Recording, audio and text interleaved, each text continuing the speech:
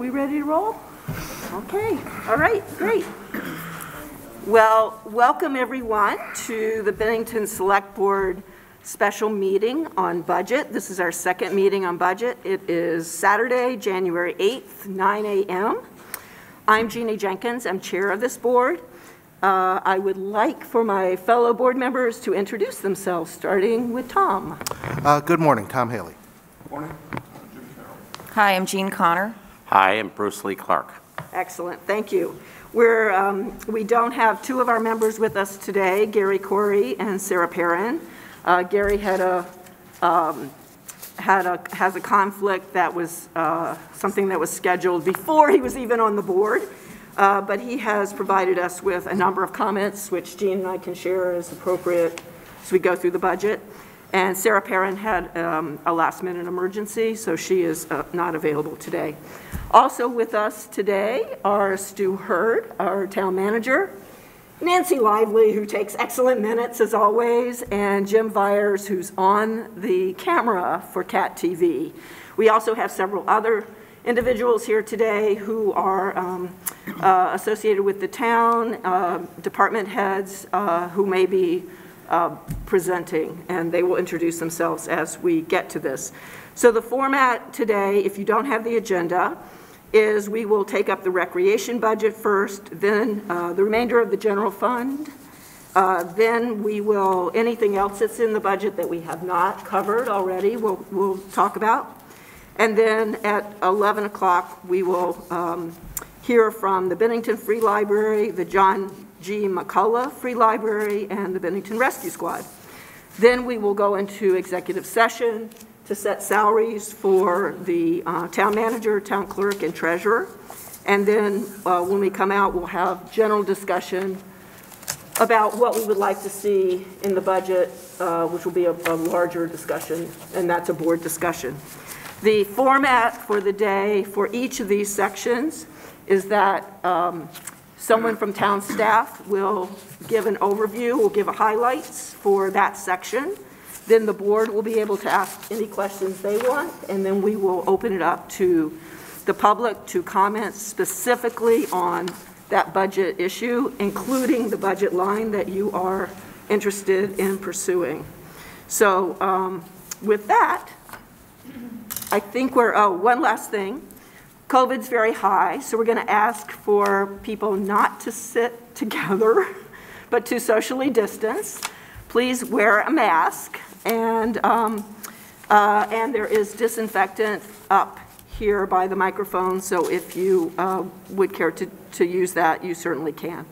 We'll take a break midway through, sometime before 11, and I think with that, that is everything I wanted to say.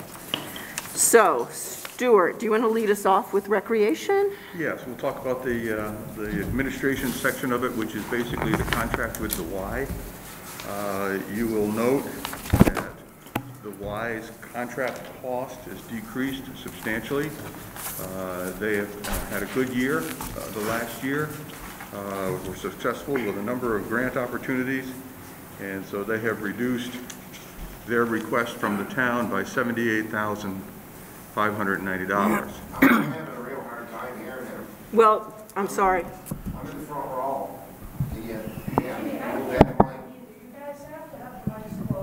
The mics are on. We'll see if this works. Okay, so talk a little bit about the administrative cost.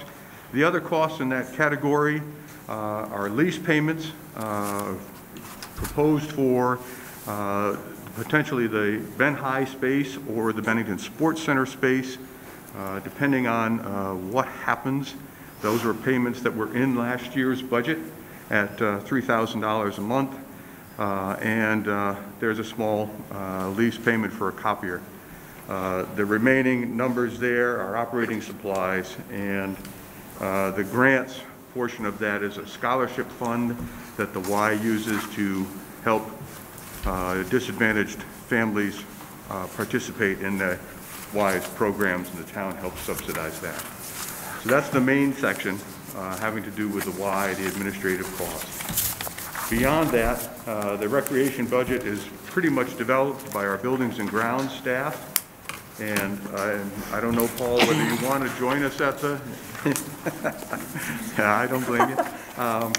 So I'll open it up to any questions you might have. The one expense that's been highlighted in the banner is the cost of a new commercial grade 60-inch zero-turn mower that it will be used to mow large spaces at our various recreation facilities. The banner described it as a riding mower. Yes, it is a riding mower, but it is a commercial grade mower, 60-inch. We also have added this year costs for lighting on the Riverwalk between School Street and Park Street. That is an area that has been identified as being somewhat dark during the evening and nighttime hours. So we have proposed to add lighting along that stretch. The $24,000 in the budget covers, I think, 8 lights along that stretch of walkway, which should substantially change the character of the walk in the evening and nighttime hours. Beyond that, I'll open it up for any questions you might have about the recreation budget. Great. Anyone on the board have specific questions that they'd like addressed on recreation? Stuart, I'm wondering if you, I know you've done this many, many times, but I'm just wondering if you would again walk people through understanding why we're paying less in our management agreement with the Y this year than we paid last year. The management agreement provides that we cover the costs of the operations personnel at the recreation center and other facilities that the Y tends to utilize in the community. On an annual basis, we essentially true up. So if the Y is very successful in raising fees or getting grants, that they, at the end of the year, as they did last year, we didn't pay a cost to them for the last 3 months of the last fiscal year because they were so successful. And coming into this year, when we sat down with the director from the Berkshire Y and talked a little bit about what we need this year, they were able to reduce the cost by some $5,000 a month because they have been so successful, principally in the grant field and lining up new programs such as after-school programs for kids that are being funded by the school system. So they've made great progress in addressing those programs for children, and that's helping them generate other revenue so they don't need to look for us. How wonderful that their success is our success, that as they are more successful, we actually pay less for their successful programming, which is great. It does not happen very often. It's a very nice arrangement. All right, so any other questions from the board? So now we'll go to public comment, and so what that would mean is that anyone that has has questions on the recreation budget only, this is a time to raise those questions. Nancy?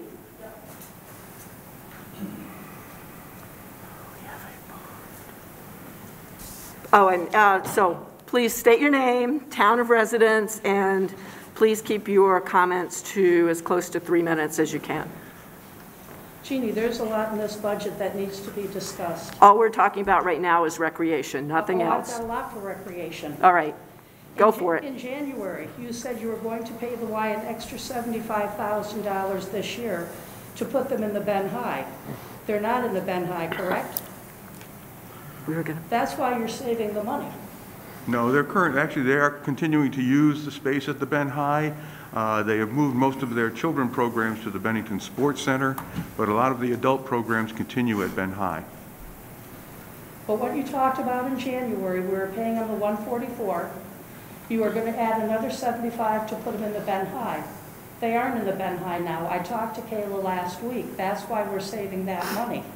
Nancy, that's not accurate, and we are in Ben High, and there are senior fitness programs there most mornings of the week. There is also, there's some other programming as well. So we are using that space 5 days, 4 to 5 days a week. There's a walking class, there are fitness classes, there's a yoga class or a Tai Chi, something like that class. So that is inaccurate. We are using the building. I spoke to Kayla last week, and I don't want to get Kayla and Taylor involved because I think they do a wonderful job. They were thrown into this when a lot of these decisions were made, so I don't hold them accountable. But when does the Y budget run? Their budget runs January, I believe January to December. Right. Our budget runs July to June. Right. And this is the issue that we have. You have the YMCA budget falling half into last year's budget and half into this year's budget. So I have questions about what the Y billed us when they ended in December of last year. We're talking about the budget that ended in June. I have questions about what the Y charged us prior to December of 2020. What other group do you have set up that falls into two different town budgets each year? I believe the rescue squad, unless they redid their budget, that for several years. Many of the agencies do run on a calendar year budget. basis. Yeah.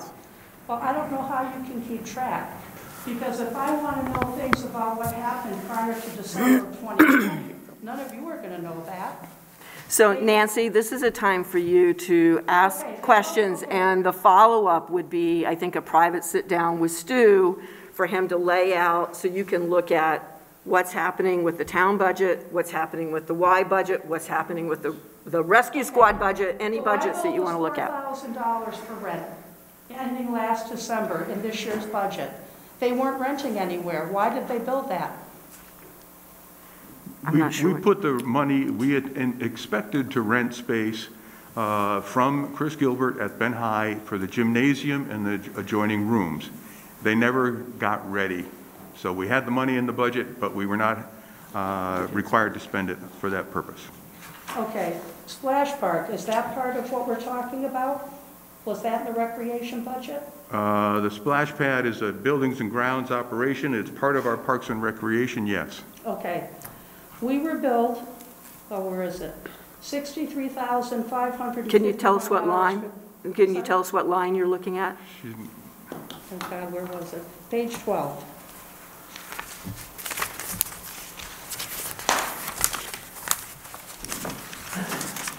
Let me find it.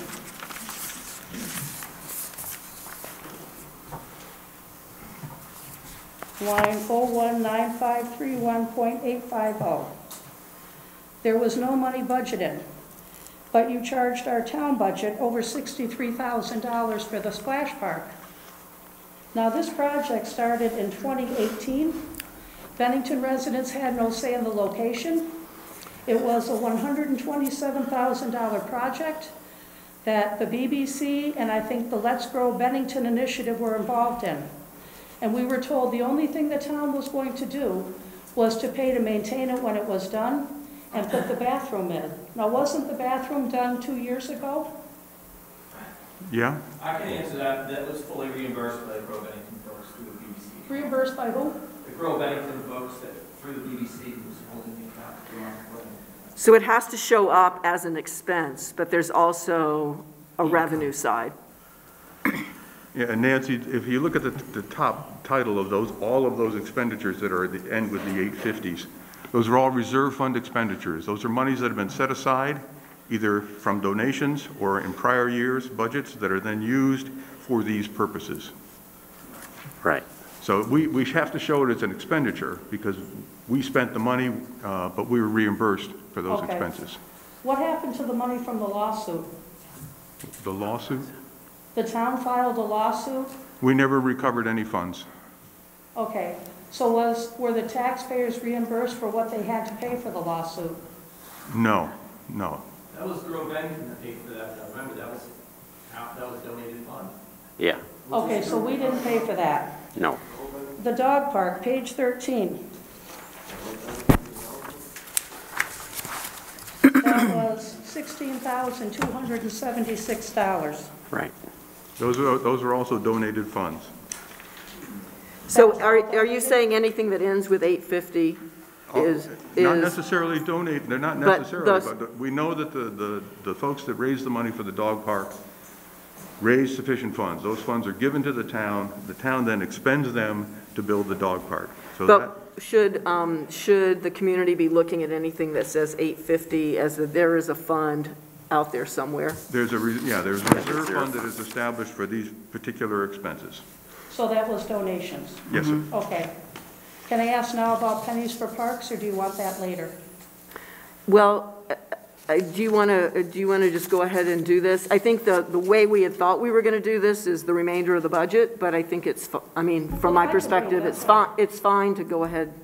Yeah, What's your we preference? haven't spent any money from Pennies for Parks. I'm sorry? We haven't spent any funds from I Pennies for understand, but Parks. it was passed almost a year ago in March. And I think some people voted because they wanted to support a new playground structure at Willow Park, and we were told it would cost $250,000. I notice now the cost is up to nearly $500,000. Are you using the federal bailout money for that? We will probably be using the ARPA funds for Okay. that particular project. So who made the decision it was going to cost $500,000 rather than $250,000? It looks like, when we look at the costs for current materials, that those costs have risen. We're also going to replace the smaller piece of that park as well. So we've got the big playground area, and then there's an area for very young children that we're also going to replace. So the combined totals are going to be close to... Pardon me? Are citizens, Bennington residents, going to have any say? Yes, that will be happening during the spring. We're putting together some proposals that will be reviewed with the public when we have them ready. So Nancy, I think the other piece of what you're asking, and you may not have seen this yet because I think the press release hasn't gone out and hasn't appeared in the banner yet, but at Monday's meeting, if you look at the materials that are online, you will see that there is a draft proposal for how to spend the ARPA funds. So over the next 2 weeks, the public will be able to submit comments, either to add to or comment on the draft priorities that are already there. And certainly the park play structures are included in how we might spend ARPA funds. So the ARPA and infrastructure monies, as well as other monies, there are a range of state, local, and federal funds that can be used. All of that is public discussion. So that is coming up. So the Monday meeting is sort of the explanation of all this stuff because it's actually quite complicated. And then over the next 2 weeks, we are soliciting input from the community, and then we will come back on the 24th or whatever that second meeting is to talk about this further. So, all of this is coming together at the same time, and so there are a lot of moving pieces here. Okay. If I'm reading the budget correctly, you went $200,000 over the recreation budget, am I correct? I'm sorry, one more time, Nancy. I'm sorry? I didn't get your question. If I'm looking at the budget correctly, you went $200,000 over the recreation budget. Yes. Okay. You budgeted $729,000. You spent $926,000. Somebody has got to start following this budget throughout the year. Nancy. And every year when I look at the recreation budgets for the past 4 or 5 years, the majority are going way over. Are we talking about the rec center itself? Because I have a question on the center. If the budgets are over-expended, remember, these reserve funds are not in the budget, but they may be expended. So when you look at the totals at the end of the year, they may exceed what was budgeted, but we've used funds that have been donated to us or grant monies that have come in to make those additional expenditures. Okay. You had about an extra $50,000 in the rec budget for work done outside at the rec center last year, didn't you? I don't recall. I thought it said for lighting, fencing, and something else. Oh, yes, okay, yes, and we built the fence. That was grant monies, yes. That $50,000 was all grant money. The fence was built with grant funds. The lighting we've done ourselves. The rec center itself, why am I seeing the sign Bennington Community Center over the entrance to the UCS building? That's You're the not. main entrance to the buildings. Okay, is that the town of Bennington Center? Yes, The $28,000 for the HVAC change spaces, is that just for our town rec center and not the UCS building? yes. It's for the downstairs and the upstairs spaces where we have a lot of moisture, especially in the basement. So we're going to be improving the air quality in the basement so we can use it more often. Okay. We, the town, are paying $169,000 for the building and for the pool, correct? Next year. Well, I know you don't have it. That's costing the local taxpayers $170,000. What does the Y pay us each year to rent the piece of land their building is on? You mean UCS? UCS, you mean? Yeah. They don't pay us. That's a lease of $1 a year. So they aren't sharing in any of the costs outside, plowing, mowing, maintaining the tennis courts, the basketball courts, they pay nothing? That's right. And when are they going to have the dugouts for the softball field they promised? I can't answer that question. Okay, well, you need to follow up because they promised that. When you say they, who promised dugout for the, Betsy from UCS at a meeting where she showed the plans. okay? The sales from the rec center. We were told originally, before you gave the Y the contract, in addition to them paying us $144 for a contract, they were going to keep the first, I think, $147,000 from the sales at the rec center. Are they turning the extra money to the town office in sales?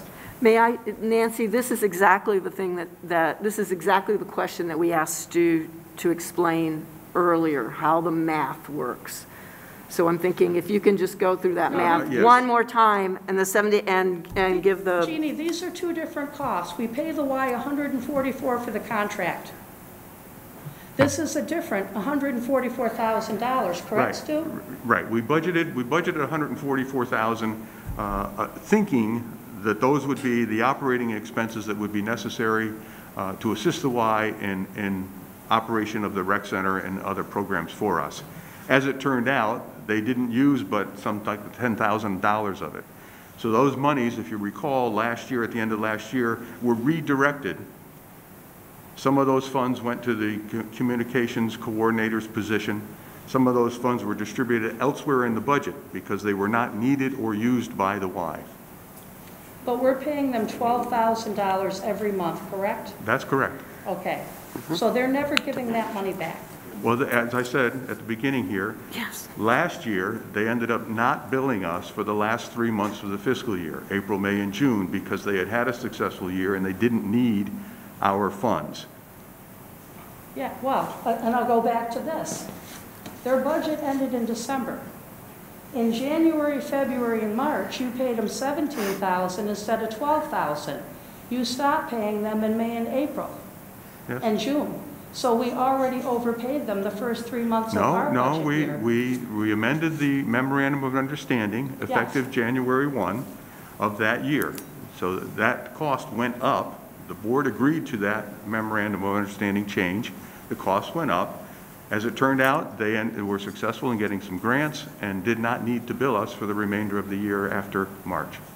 So when people buy memberships, who ends up with the money? The why? All of the money? Yes. That is not what you promised. That is, And I'll bring the memo I have in no on idea Monday. what you think I promised. So I do think that this is, I think we probably need to end this right as the public part of the meeting for that question. But I do hope, Nancy, that you will sit down with Stu because I think he is trying to explain to you how the loop works. There's a certain amount of money that we say we'll pay if the Y is able to raise funds either through increased membership or through grants, and then we actually benefit from their success financially. So I think that that loop is something that it's tough to understand for all of us. And I think that sitting down with Stu privately could be really helpful. Okay. And I know that we've requested that you do that before. I do Okay. wish that you would take advantage of that.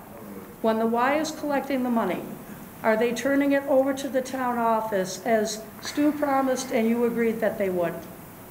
I don't No. think that was an agreement. No, we stopped doing that because it took a lot of time from our accounting department to take in those monies and then turn them back over to the Y for their use.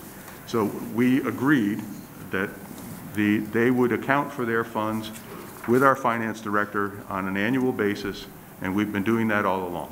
But there's no sense in And them that's- bringing the money to the town and then us turning it back to them. It And- was an and- extra step that wasn't needed. And that is part of the $78,590 that we're not having to pay this year. I mean, that's their accounting.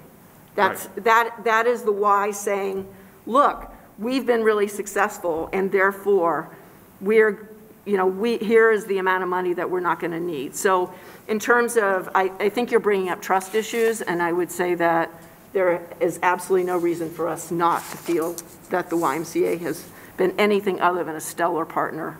That building and the pool is the big draw and the big moneymaker.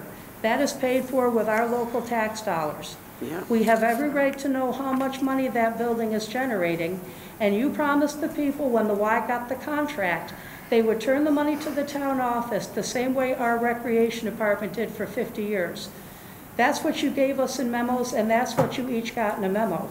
I don't understand why it's an issue now that they haven't been turning the money over. Nancy, what I'm going to say one more time, and I think we just need to move on, sitting down with Stuart would be really helpful. Please do that. This was discussed at a public meeting. It's what you promised the public, Jeannie. And it took me 6 months for somebody to admit, well, yeah, the Y was depositing the money. It doesn't matter to me who the outside group is. You promised the public one thing, you went behind our backs and you changed it. Thank you, Nancy. And check with North Adams and Pittsfield. Find out how Please. much their taxpayers are paying each year to the YMCA. Okay, Because I thank you. think it's costing us far too much. Thank you. Dan, I just want to say one thing, because I know you guys know this, but no one's saying it. We are paying far less Yes. now for far more services than we did before we started our Yes. relationship with the YMCA. Yes. Every taxpayer should be very, very satisfied with the excellent work of YMCA. Thank you, Dan. That is absolutely, please, you're out of order, please. Mike, I think you had your hand up. Would you like to come up? Please introduce yourself and town of residence and share with us. My what name is you- Michael Wida. I'm very new to Bennington. My family's been here 3 years. My son's family's been here 4 years. He teaches at the high school. I come to thank you for putting money in the budget toward the path, the Riverwalk. I'm on the Interfaith Council. I'm a Quaker. I represent them on the Interfaith Council. And the Interfaith Council has been quite involved with trying to draw attention to improvements to the Riverwalk. We've been delighted at the number of partners who care about the Riverwalk in the same way that we do. And we have good reason to care about it because there have been some very serious tragedies there. There are continued complaints about activities that happen because of safety questions and darkness. And so the lighting that you've put in the budget, which is really a grateful addition, but a lot more is going to be needed down the road. The Better Bennington Corporation has a wonderful vision for the walk, which you probably all know in detail. And anyway, I just want to thank you and hope that we can continue the partnership. We've been sponsoring monthly walks along the path to try to get more people to use it.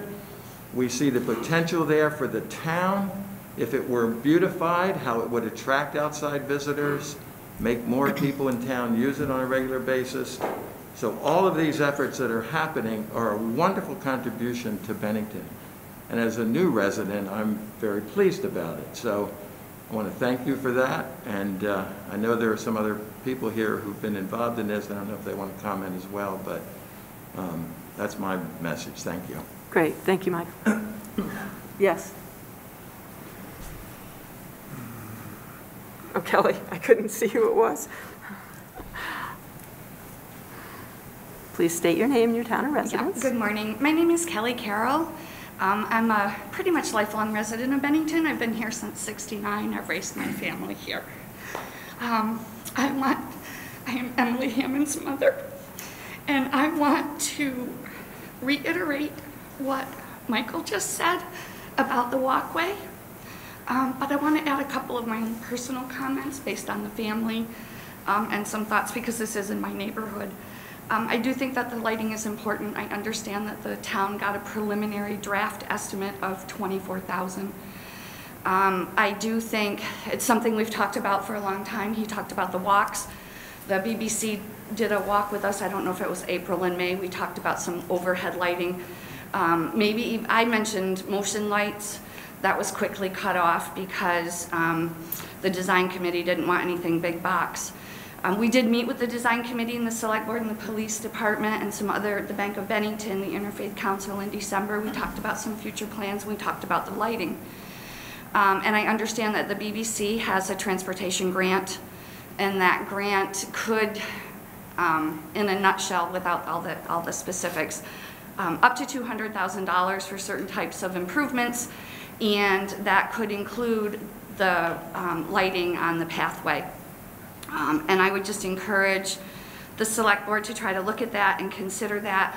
But as a taxpayer, I also have to think about something my grandmother said about people having champagne taste on a beer pocketbook.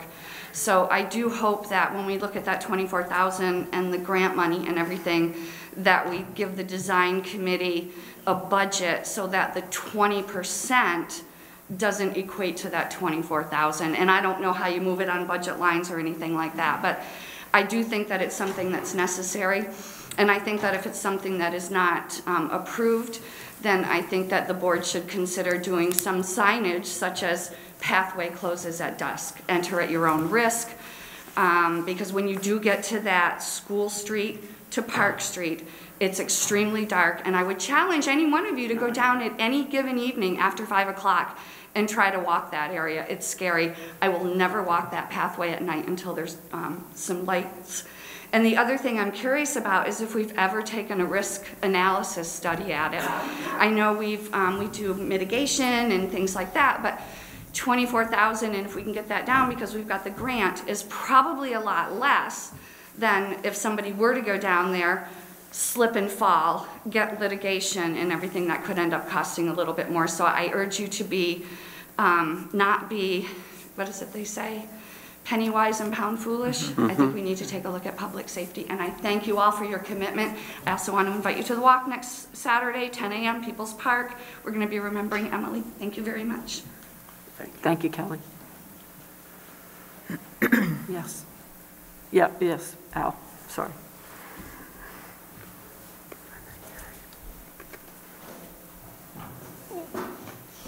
Hi there. I'm Al Bashufkin, a resident of Bennington for a long time, over 30 years. I'm here to support the inclusion of $24,000 into the budget to support the lighting along the Walloomsac pathway. This lighting will increase the security and safety for those navigating our pathway at night, and Kelly said it really well. There are lots of exciting activities in Bennington that are enhancing opportunities for pedestrians and cyclists, including the development of a rail trail, the Ninja Trail, the trails along Mount Anthony, and others that I may not know about. Not everyone here owns a car or chooses to get around by car, and our investment towards improving the pathway will help other pathway improvements follow. Landscaping with care will help the banks of the Walloomsac along the pathway thrive. Plantings can include bulbs and flowers to make this walk a destination point for people visiting the area. Murals can enhance the area. None of this is without cost, and an investment in lighting along the pathway can serve as an enticement and match for other funders to follow. My hope is that we have the people power to help where we can, and the installation of 9 benches that people can sit on along the pathway is an example of people helping out.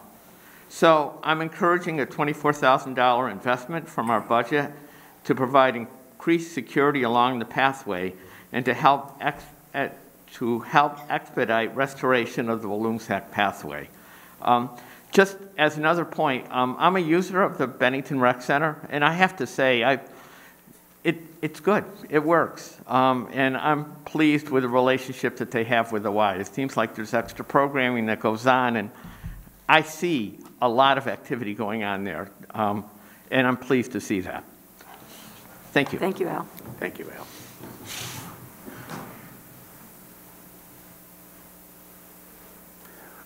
Kevin. Kevin, I'm going to give you a reminder because you went off the rails at the last meeting in the public comment. By telling you about crimes? So I'm going to remind you that this needs to be specific to the recreation. Yes, we do, okay. Please. I got it, Jane. I understand. Recreation budget, and if not, I will rule you out of order immediately. You want to limit citizen participation in questions. I understand where you're going with that. Thank you, Nancy White. Very interesting information. The rest of them, do you guys actually pay those plants? Do you think we're still falling for that? Excuse me, if you start raising any personal okay, well, attacks, Jeannie, you will be right out off of the order. bat, it sounds like to me we're using the Y for grant writers, right? So we only gave away all of our property. That's a very successful program. We only gave away all of our property in our rec center. I learned to play t-ball there. Everybody out here did too, right? For, what, $1? $1 a year is what you guys just said. $50,000 fences. Is it made out of gold? That confuses me. It really does, right? And the same, we just ran Stewart $200,000 over budget for just the recreation, right? We're talking about Stewart's raise today. So I want you guys to please consider that along with all the other fines and everything else we've got, right? So I'm going to ask for 3 minutes, and Jimmy and Jeannie No, specifically. your 3 minutes is already running, and all right, I'm a have- resident, born and raised, right? After you guys figure out the budget, we're going to have to vote for it in March. So my commentary is twofold. Number one, we're talking about raises. We just talked about No, we are not talking about raises right now. We are talking Okay, about the number two, we're recreation talking about the budget. vote, and everything you're talking about in this budget, we're going to have to vote on it in March, and I have a problem with that. So I'm going to do a flashback to the Bennington Select Board meeting of December 9th, 2019. I've just given you guys 322 discrepancies, or errors, is what I'd like to call them.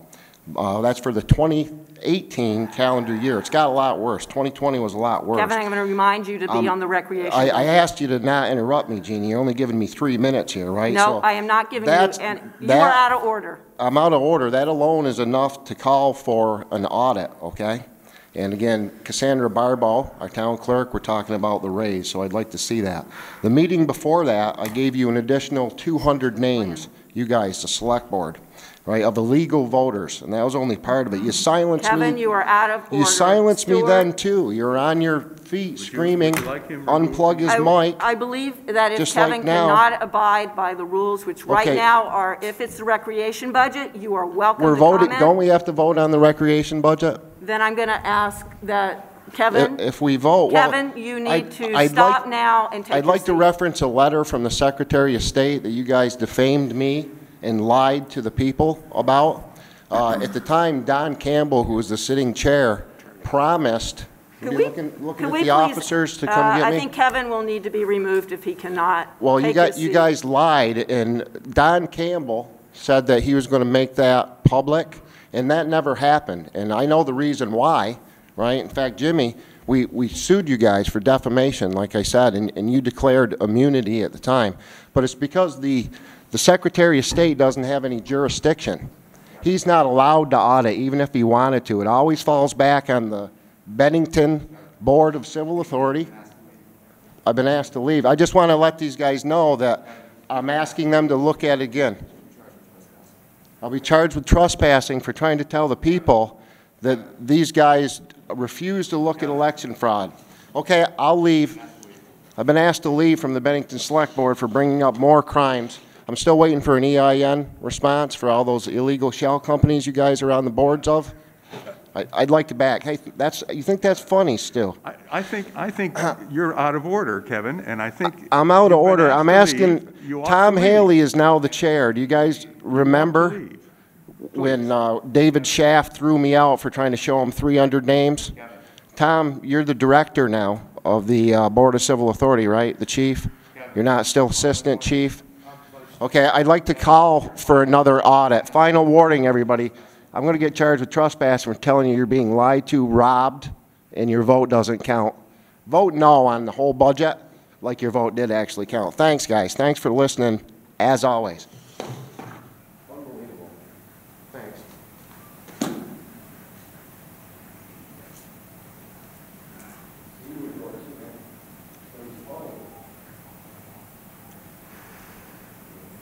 All right, we're going to take a 2-minute break, all right? And then we'll come back and go to the next topic.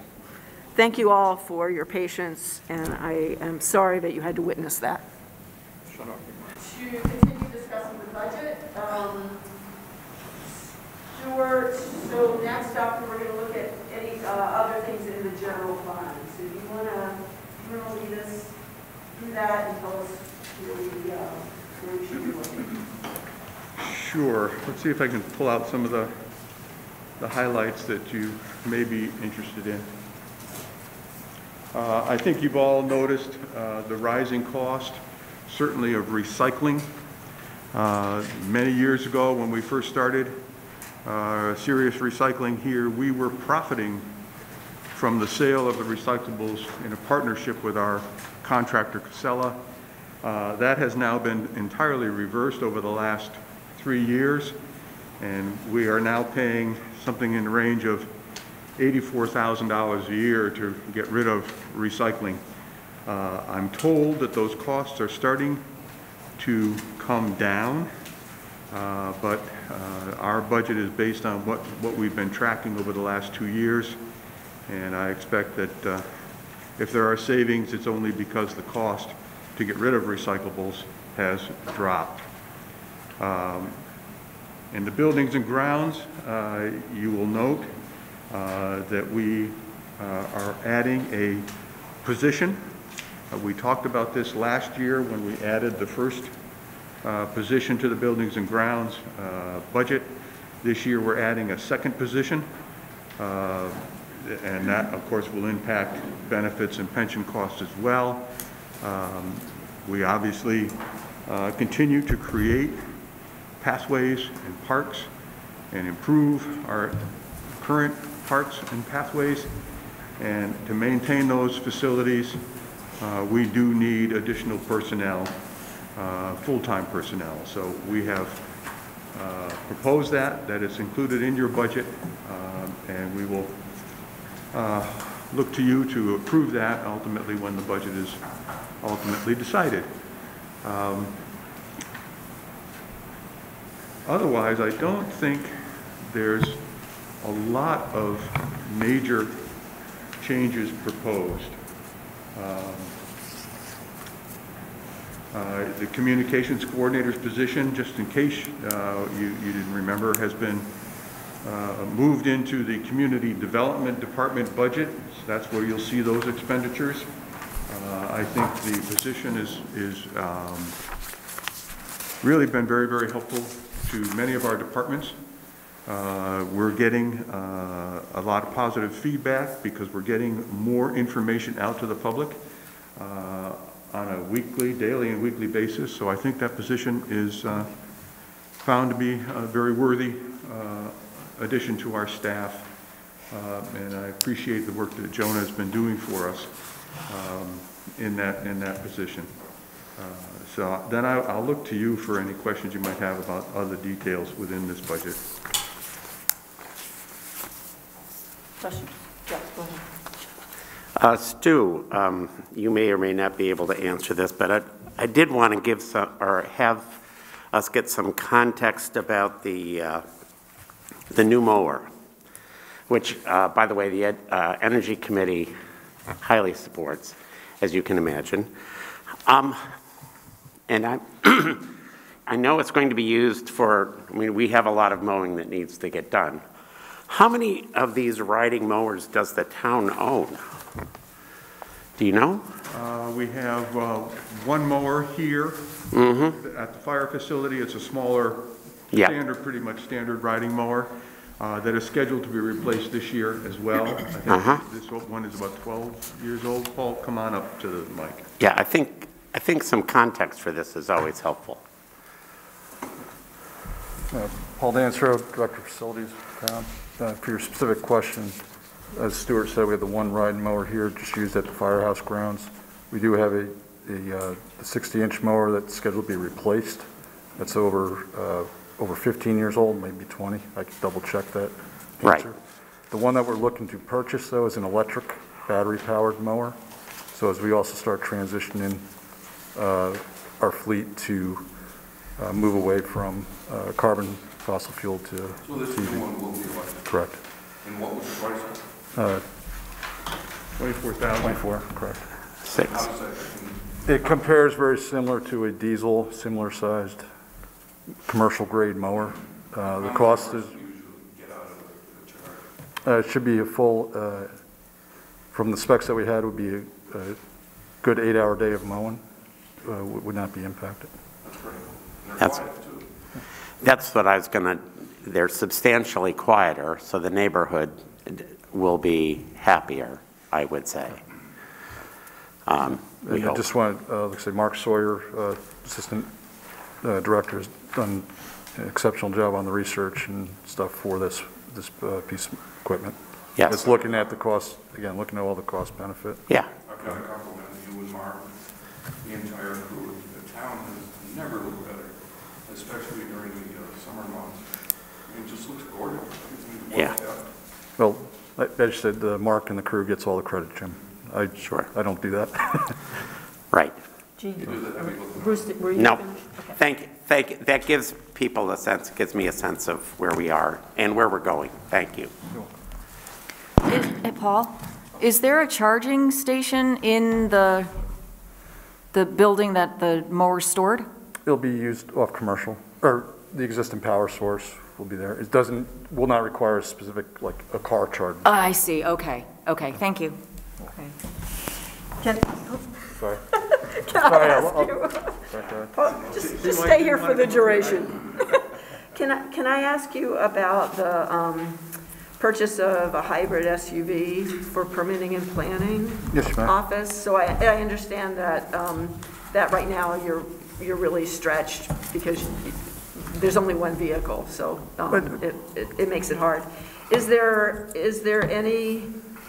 another good option besides leasing the SUV in terms of other vehicles in town that can be used for this? I mean, I'm happy that it's a hybrid, but I'm also just looking at The current vehicle we are using right now is a 2012 sedan that was passed down from the police department to replace what had been I think it was a 2006 Explorer that had been passed down from the police department.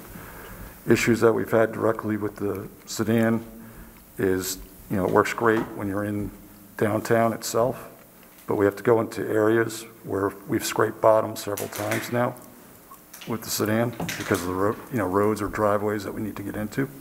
So an SUV type vehicle would be required. Now, as to your direct question, is there another alternate town?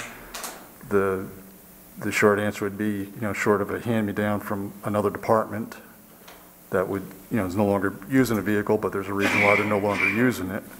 We would like to have a reliable vehicle that will set us up for the SUV piece of it. I didn't get that. Actually, having a utility vehicle is actually part of what you need. It's Correct. not just a second For vehicle. ground clearance, traction, getting into specific areas. Like again, downtown, it's not a significant issue. You start going out to the other areas that we need to get into, it becomes a bigger issue. Okay. All right. Great. Other questions?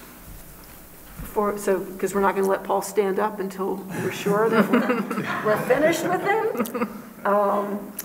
I'm just so happy to see that we're continuing to put in heat pumps. It just feels like our town doesn't get the credit that it should for just being so proactive. And again, you know, Paul, that's your department, and Mark Sawyer has been just amazing in looking at this.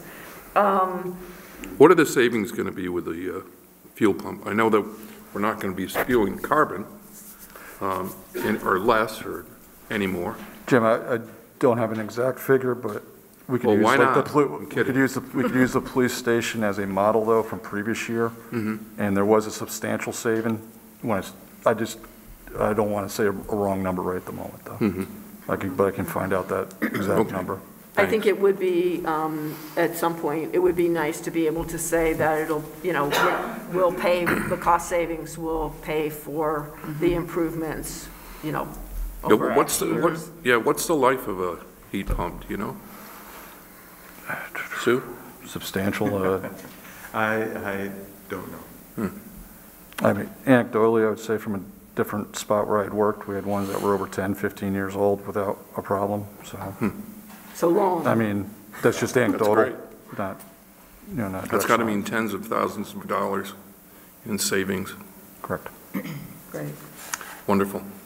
I mean, and again, it always ebbs and flows. Of course, you'll see the greater cost savings as you do this year's when, you know, heat oil, propane is at highs versus 4 or 5 years ago when it was not as substantial. Could this be done at the town offices? What's that? It is being done at the town offices, Jim, on a phased basis. Okay. Yes, there were several that were installed in this fiscal year on the first floor. I wasn't aware of that. They are going to be doing some additional work on the first floor and actually coming to the second floor. Correct. In this budget. That's great. So it's great. All right. A total All of right. 4 were already installed at the town office, or 4 heads. Where are they?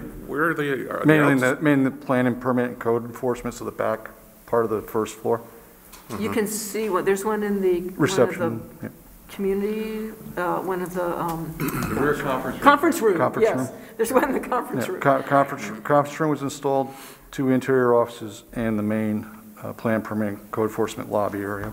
So that back half of the town office is now covered with it. They are incredible. They're amazingly quiet. Right. So even when you've got the heat on or the air conditioning, you know, you don't have that background air conditioning sound banging at your head all the time. Well, they do double duty. They not only Yes, they heat, do, but they correct. cool AC in the summer, and it's all from air pulled from the outside, which is astonishing to me. It's always taking heat out of somewhere. Exactly. Right, so Yep. as you said, dual fold summertime, it's now replaced window air conditioning units that are not efficient, so. Stu, any idea on how much money we're saving on that? No, I mean, we'll know over time. What were our heating oil costs for the town office I don't have that in the off past? top of You don't my head. recall? I mean, we'd have to pull that from the budget. Okay. Yeah. All right. Just so curious. I And think- I think the people would like to know just how much we're saving. Well, I think it also encourages others to think about doing it for their personal homes and for other businesses, because it is excellent cost savings. And I think it's another place where the town has led the way in terms of saying, look, we're doing it, it works, saving us money. We're shrinking and we our love it. carbon footprint, Yeah. too. All right. I think, Subject Paul, I questions? think we've exhausted all our questions on you. Thank you so much. Thank you. All right, so next up, thank you. Public comment. Anyone have any questions? All right, then let's. Can I just offer a clarification? Sure. Kelly Carroll talked a little bit about this transportation grant that the BBC is applying for. I understand. And the lighting cost, the $24,000 in our budget will act as the local share. So there's not an opportunity to save money. This will be the local share. The remainder of the funds, if we are successful, will be used for other things. Okay. Thank you for that clarification. All right, so now we're going to look at anything that hasn't been discussed in the budget thus far that we have questions on. And I know that both the board and I think the community have some questions on the part of the recreation budget that includes the senior center. So let's go. So let's go back to page. Let's see. 8, 9, 10. Senior center is on page 10, and I guess Stuart and I had opportunity to have a little bit of conversation about some of the budget costs in here, particularly communication costs, which I now understand education means training and communication means equipment, not press releases or getting newsletters out or things like that. So Stuart, I would appreciate it if you could just talk a bit about the $6,360 for that's proposed for communications in the building. And What page are you on? I'm on page 10. So it's under Recreation Senior Center Administration. It's $7,900,340. And then just the, I think maybe the only other thing was under the senior citizen building, which was other purchases and repair and maintenance, and just that switch that got made there.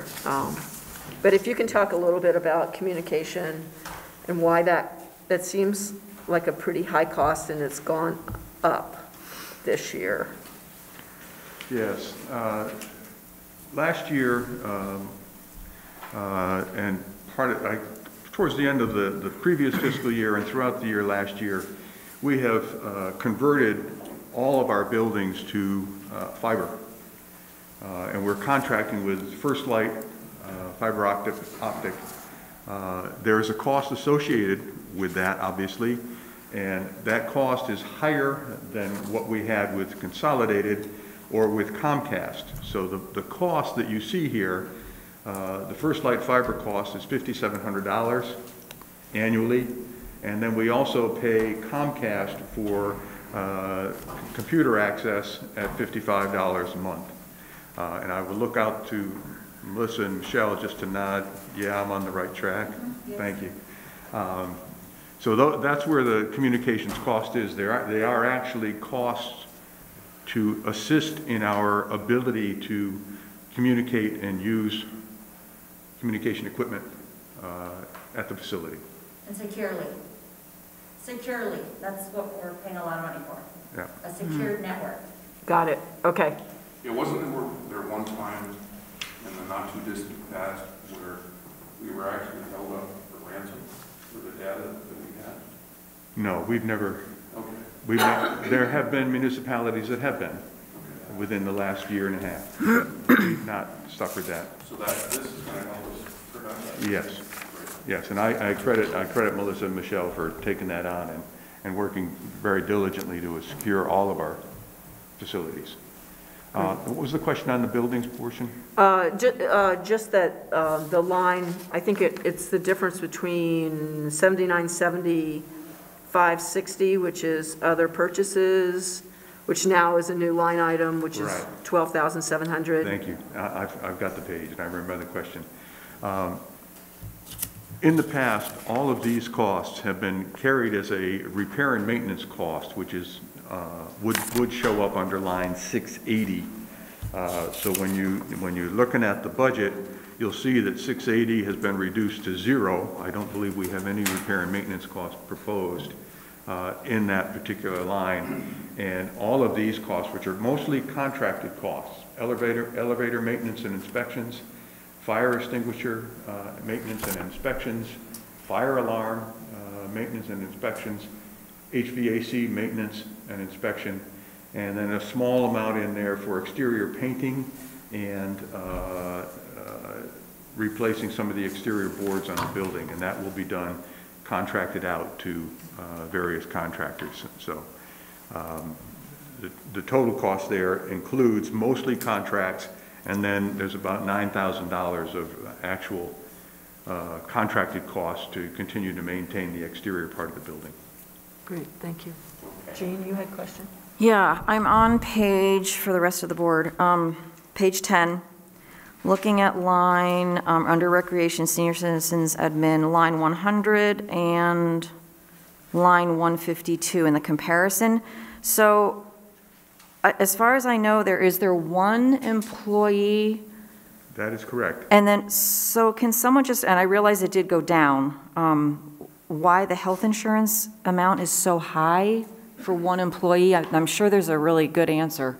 It's a family plan, and the family plan is the cost that you see there. We did see a 6% reduction in our health care costs this year, and this is the entire cost that you see. The employee pays 15% of that. Yes, 16. 16, sorry, thank you. This is so we are reimbursed by the employee for a portion of that cost through payroll deduction. Okay. How many people does that cover? That covers a family. Yeah. Well, a family is more than two. Okay. So I think there are 3 people in the family. Okay, thank you. Still a lot of money. Yep, a lot of money. Yeah, they have a single, they have a 2-person, which is a couple. And then you do a single parent with a family, or you do a family. 2 parents and a child, or more. And are there consequent rises for each different ones? Yes. Yeah. Oh, I thought you meant more kids. But family is family. It could be 1 child, it could be 7. Correct. Right. Great. All right. Other general questions on the budget that we haven't addressed yet, that we might? So 850s are reserve. Can you just speak to under the reserve fund expenditures on page 12 for senior center programming? It's 9520.850, and it's $3,400. What is that reserve? That's actually shown as a reserve fund expenditure this year, and I right off the top of my head, I can't tell you what that was for. I believe it was something that, it's the Bernie Sanders yes, grant fund. and they had entertainment for that. Okay, it was the Bernie Sanders money. Yes. All right.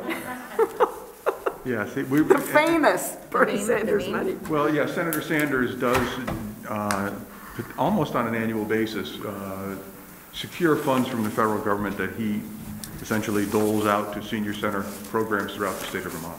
Right. Great.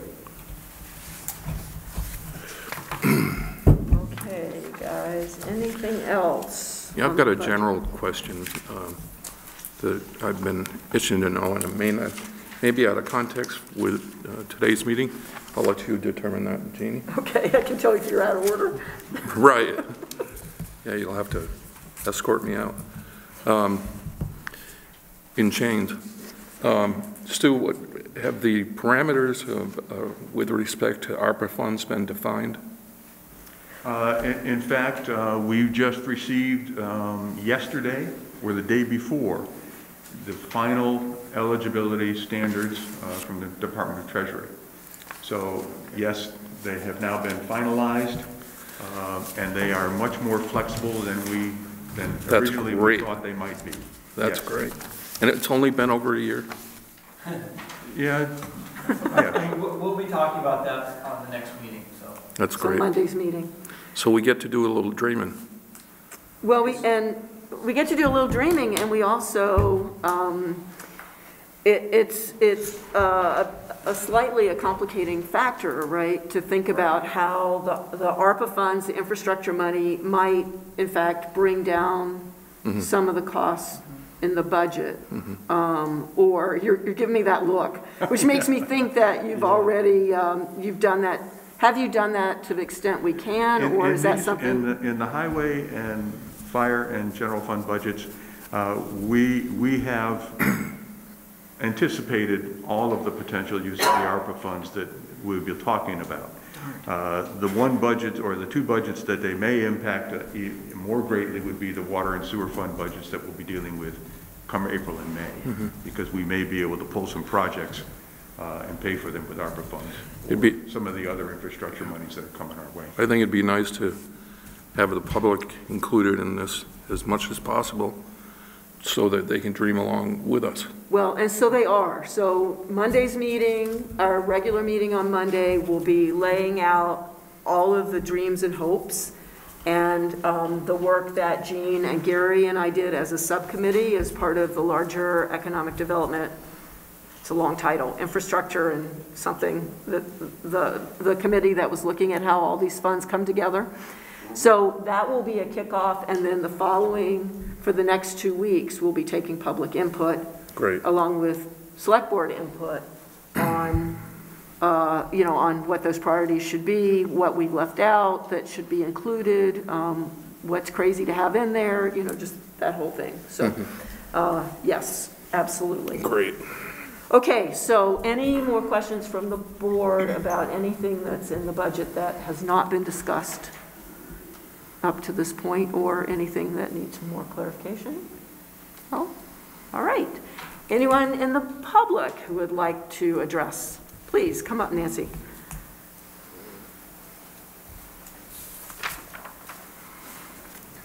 For Monday night's meeting, will we be seeing a picture of what the new downtown boundary is, opposed to what everybody knows the downtown improvement district was? No.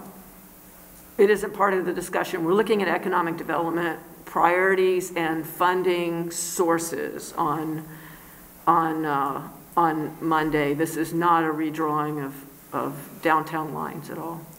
It's about Energizer, though, isn't it? No. There is an Energizer report, which is a private facility, but we did, the select board, with Gary as our official representative to liaison to that work, we did promise the public that we would have a formal presentation on the Camoin, the consultant's findings on Energizer. And so what Camoin was asked to do was to look at possible reuses of the Energizer building. And they also had some funding to do a general housing study for the Bennington area. And so that is, there are three things happening. There'll be the Energizer report, there'll be a general discussion about economic development and funding sources that we can use for some of those economic development projects, a priority list of projects that are sort of shovel ready and can use ARPA infrastructure or other funding, and also the audit for the town. So it's a financially rich meeting on Monday, but redrawing the boundaries for downtown is not part of that. Nancy, I think what you're asking with respect to Eveready is, does the town have any oversight? And I don't believe we do, because it's a private entity. Isn't Energizer now part of downtown Bennington? No. No. Oh, you the lines. It isn't in the downtown boundary. The lines have not been redrawn. No. Okay, all right. The senior center. Yep. The roof finally got fixed in June. It cost $65,000 rather than $40,000. That's correct. So does that mean we are going to permanently keep the senior center then? Not necessarily, but we needed to fix the roof, certainly. So the roof has been repaired and replaced. What the future is for that building really depends, I think, on what the future is for Ben High and how that might enter into decisions regarding the senior center building itself. Why haven't we had a discussion, though, about what the plans are for the Ben High? I mean, the select board had a big meeting 6 years ago. We will have, once we have a plan in place, we will certainly have a discussion among the public and at a regular select board meeting. There'll be a presentation of plans and ideas. At the present time, those things are still being formulated, and so everything is speculation at the present time. And the old Ben High is still under construction, am I wrong? It is under ownership by a private individual who continues to work relatively slowly on some of the aspects of the building. But 6 years ago, you went out and got the grant for all the plans for what was going to be done at the Ben High. The public was told there was going to be 40 to 50 apartments, medium to high income, and indoor and outdoor parking. Now, if those plans have changed, it was up to the select board to let the public know what those new plans are. So Nancy, I'm going to stop you there. 6 years ago, a different entity owned the building, and it was private then as well. So It's still private. It's still private. So as much as we would love to be able to have a lot of say in how many of these large empty buildings are used, we don't have that. We don't have any that oversight. authority. None. And it is, Chris Gilbert was not even the owner 6 years ago. So, any plans that someone had then, But isn't Shannon working with the owner, helping him get grants? Shannon works with everyone in town who is interested in looking at how to use, town support for, to achieve state grants or whatever. That's part of her job. But Chris Gilbert was not owner 6 years ago. And So it's a different entity, and it's a private entity. So of course she's working with Ben High. She also works with many other businesses. Okay, well, I just think if we have people in the Ben High right now, and a lot of us don't understand why the building's being used with those windows that have been missing for a year and a half. It's the new part. That part of the building Different isn't part of the being used. building. Right. That And- part of the building is not being used.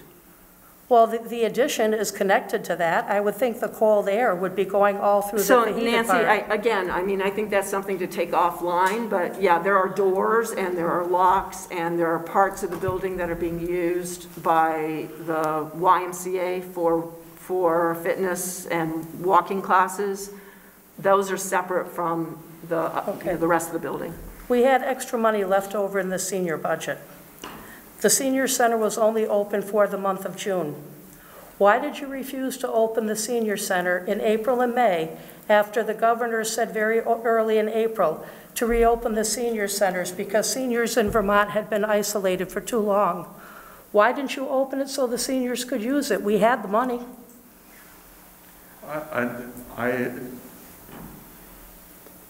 I guess I'm not going to comment on that. It had to do with the individual who was our senior center director, I believe, and there were some issues outside that were family issues that required her attention at that time. And I'm talking off the top of my head here because I don't know the specific time frame, but we were not able to open that center because we didn't have personnel to staff it. But there wasn't anybody who could have just gone there so the seniors could have been in there for No. April and May? Nancy, we won't open our buildings just to anybody to come in and use the spaces without some sort of supervisor or town staff available or at least overseeing the programs. Well, it would expose us to just a whole host of things that the town would be liable for. If no one were there, they could say that, well, I hurt myself, and therefore I'm going to sue. I thought somebody from the Y was supposed to be there for 20 hours a week.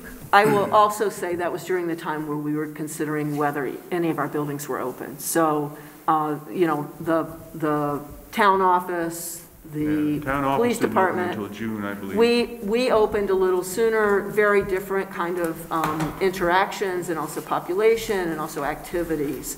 So I do think it was a complicated and thoughtful process that we want to make sure that vulnerable populations are going to be safe.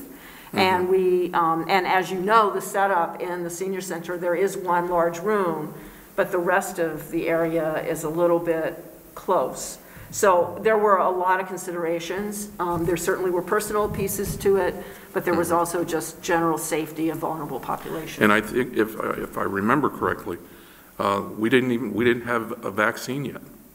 Vaccines didn't start to get dispensed until a year ago, December. So there was a risk of, Jim, the governor ordered them open, seniors throughout the state of Vermont. Well, the governor can order all that he wants, but we as a No, town... we had vaccinations. Vaccinations started in January. We All right. as a town have to act responsibly.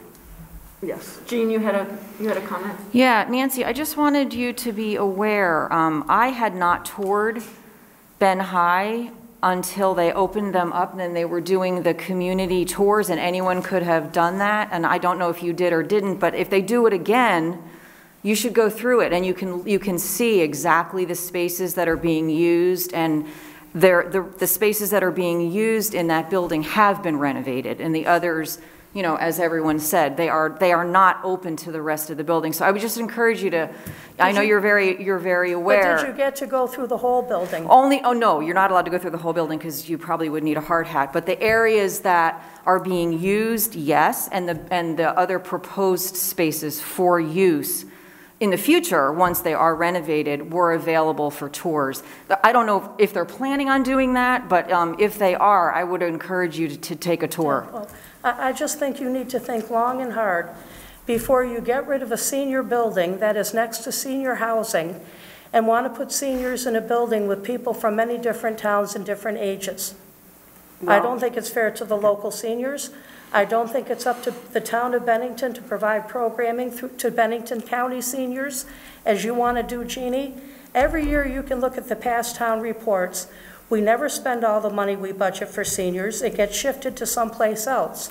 And I'm starting to agree with Rose.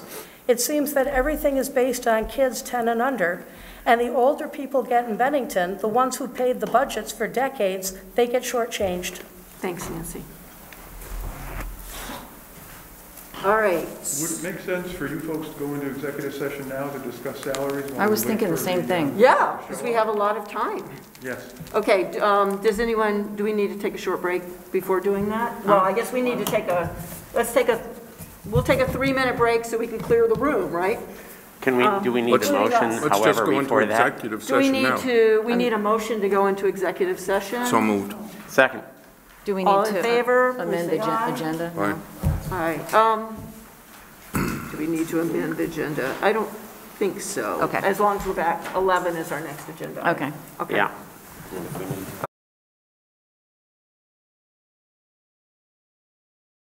Can I have a motion to come out of executive I would move session? that we come out of executive session. Do I have a second? Great. All those in favor, please say aye. Aye. All right, so we're back in regular session.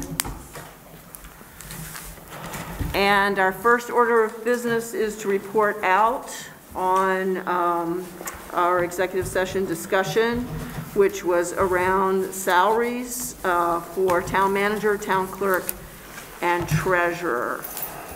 Do I have a motion? I would so move Great. the following. Yes.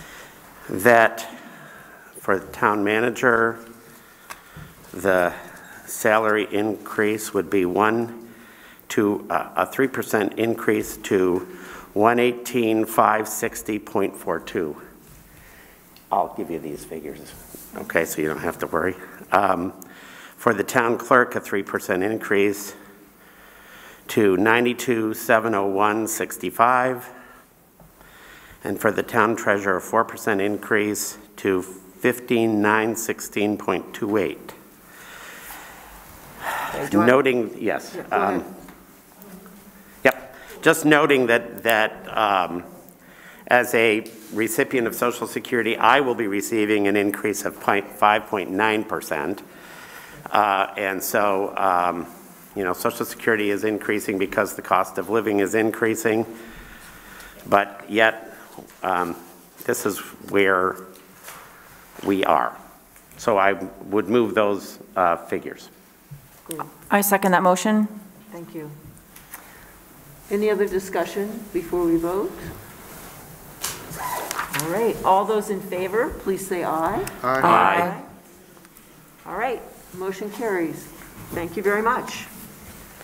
All right, and so now we're going to move back to our 11 o'clock agenda, which is to invite the Bennington Free Library to come in and give us a nice overview of what you've been doing and allow us to ask any questions about such actions in your budget.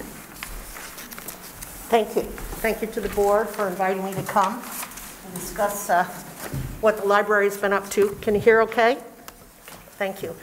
And to the community who doesn't yet know who I am, I'm Lynn Fontenay McCann. I'm the director of the Bennington Free Library. Just so I don't miss anything, I prepared a statement to read, and then we can talk about the budget, and you can ask any questions you have. And bear with me, because it's hard to talk through a mask, as you know.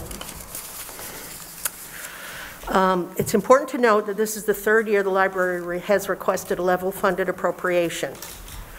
This level funding request is undertaken voluntarily and demonstrates our recognition of the difficult economy of our community continues to experience and the Select Board's efforts to minimize the impact on the cost of town services on its citizens. By level funding our requests over the last 3 years, we have, in effect, experienced a reduction of approximately 8.8%, this figure being based on the aggregate COLA levels for the same period. And though we make every effort to economize, there are fixed costs that must be met in order to allow the library to continue to serve our community at current levels. The cost of utilities, personnel, and materials increase regularly, but we are managing to hold the line on most increases, largely due to the efforts of a resourceful staff and an increase in our private fundraising effort. Personnel costs are an ongoing challenge. We've been fortunate in our ability to recruit and retain staff. However, it's worth noting that 42% of our staff received a raise at the beginning of the year in order to meet the minimum wage requirements. Looking ahead, local staffing shortages make it clear that we must begin to compensate staff at a rate that reflects their expertise. In this regard, our library falls far behind other libraries of similar size in the state. For example, 3 similar libraries pay their circulation clerks in the $15 to $21 range. We pay a minimum wage of $12.55. But we are making inroads, I will say. Now, despite level funding, which are effectively reductions, as noted previously, the libraries continued to offer the same breadth and quality of resources to our community, though in different forms. At the beginning of the pandemic, our staff quickly initiated virtual programming and takeout services for our patrons.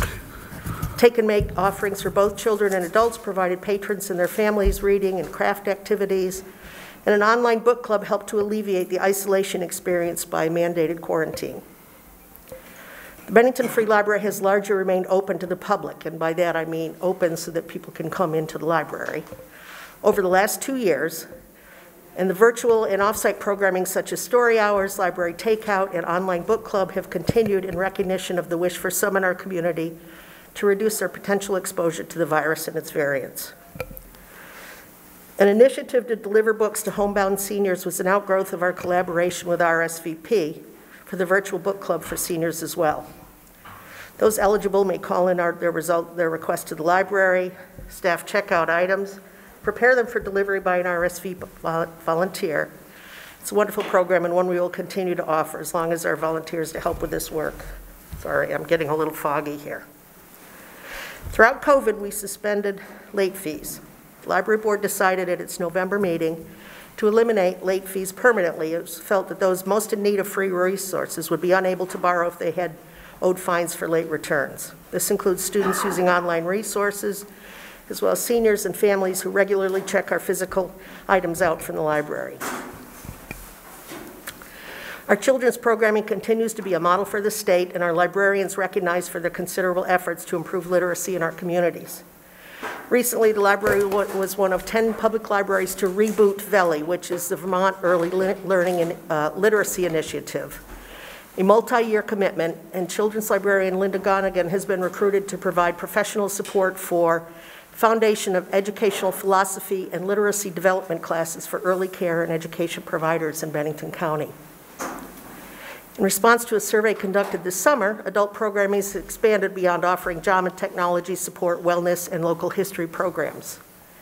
This includes the aforementioned virtual book club, a gardening program for aging gardeners, which I took part in, a Vermont Reads collaborative with the Southwestern Tech graphics art students, the results of which may be found on our website. A block printing workshop this fall was well attended, and a cooperative program with VNA Hospice entitled Navigating Grief During the Holidays, which was likewise similarly well attended, closed out the calendar year. Virtual program on the Marie Kondo method of tidying up is scheduled for later this month, and a more diverse selection of programs for adults is planned for the coming year. Library continues outreach at local farmers markets, Mayfest, Garlic Fest, Indigenous Peoples Day, and has conducted book giveaways at Shire's Housing and the YMCA's Healthy Living events. News of programs and services is disseminated through our Month in a Minute mailing list, our website, and Facebook pages, and local news outlets. If you're not currently on the library's mailing list, and this is a shout out to the community, it is the most immediate way to receive our monthly schedule, quarterly newsletter, and learn of new and upcoming programs and services. I urge everyone to sign up if you've not already done so. Thousands of educational, cultural, and recreational resources such as Mango Languages, Consumer Reports, Family Search, and the Bennington Banner are accessible via our website, and staff are ready and willing to assist patrons who require assistance in learning how to take advantage of these diverse collection of educational, cultural, and recreational materials. You may call, send an email, or visit in person, and help will be provided. In addition to new models of programming, another positive outcome of the pandemic is that we have been able to replace flooring throughout the library, refresh paint, update heating systems, and have completed our capital improvement goals 1 year ahead of schedule. All are privately funded at no cost to taxpayers.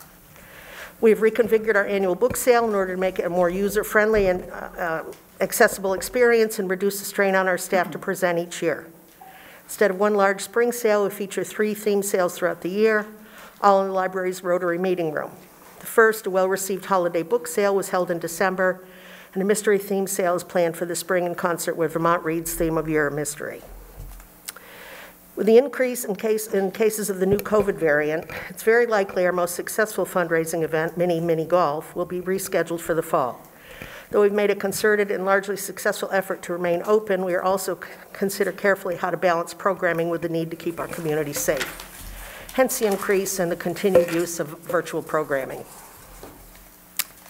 Looking ahead, the library has received an ARPA grant for slightly over $24,000 in order to advance technology at our library. Funds will be used to purchase equipment for use in our main reading room, and those are rented out to organizations for their use, providing individuals and organizations use of high-quality projection and sound equipment during presentations, a portable sound system for library programming, computers that will be available to the community to borrow by our patrons, furniture, and a wide variety of software and materials to advance STEM, which is science, technology, engineering, and math programming in the children's room.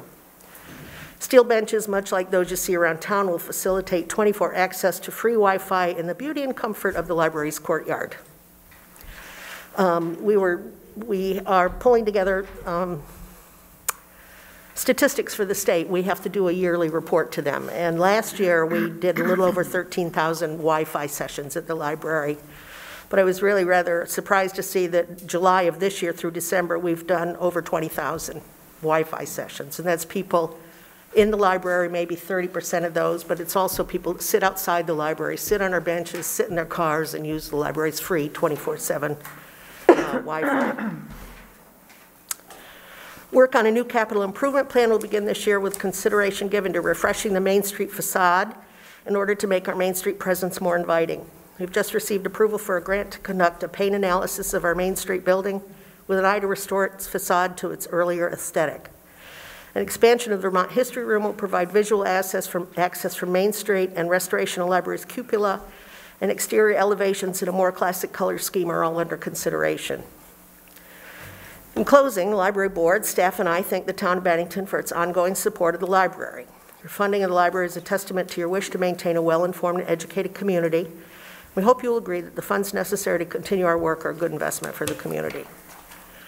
Now I'll be happy to answer any questions that you have. Thank you. That was a wonderful overview.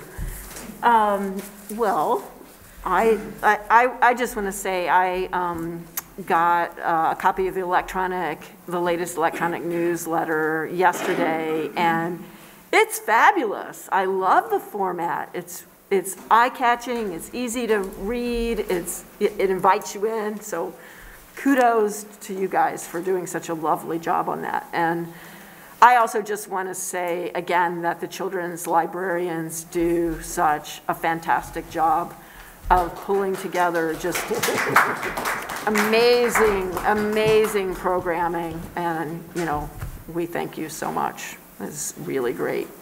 So with that, Tom, you have any questions or you are the library board liaison, so, and so I know you may not have questions because you know this better than the rest of us. I can say that in attending their meetings, I was impressed by how conscientious they are in looking for ways to get the most out of their limited resources. And I've long been lobbying for things like eliminating late fees and so forth, and to see that finally done, I think speaks well of them, because we want everybody in town to be able to use the library and not be afraid to go in because they owe a $5 fine. That just seems silly to me. And so I think their board is moving in the right direction. It's very difficult to do anything right now. With the pandemic and the cost of materials and the cost of everything being so high. So I commend them for coming up with a plan that is level funded. That's all. Thank you. Any questions, Jim? Okay. Jean? None. Bruce? Yeah. I want to make sure I understand, and that's so that you run on a fiscal year of July 1 to June, is that right? Correct. So here's what I'm missing that would help me. I support the library. I remember sitting in it all one summer working on trying to pass the Vermont bar. But nonetheless, for instance, what would help me would be, I realize you're currently in partway through the fiscal year 21-22.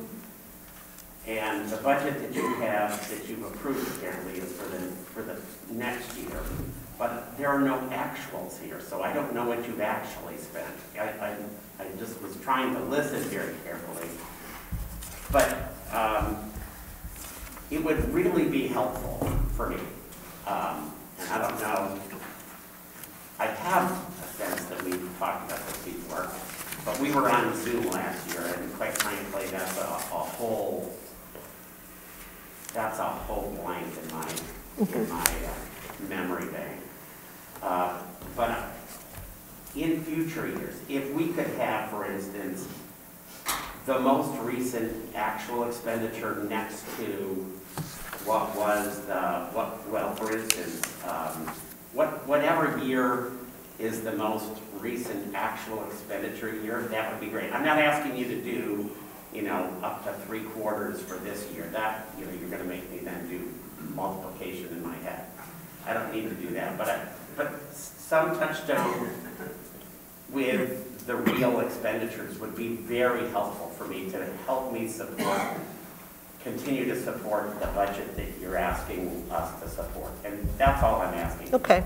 If that makes some sense to you. Absolutely, and if you'd like me to do that in the future, I'll be happy to include that. When I get the, request from the town, then they should include that, because I use that letter to determine what information is sent to the board. I will say at this point, and I don't have it here, but somewhere in the back of my head, I'm looking at our expenditures this year, and right now, currently, it's running, I think, for the town's contribution, I think about 34% of it is being expended in our budget. Of course, some things are front-loaded, like fuel that we pay, expenses for personnel are throughout the year, Sure. and their programming is, some of that is very much towards the end of the year. So it's hard to kind of say at this point where we're at, which you're not Sure. asking me for.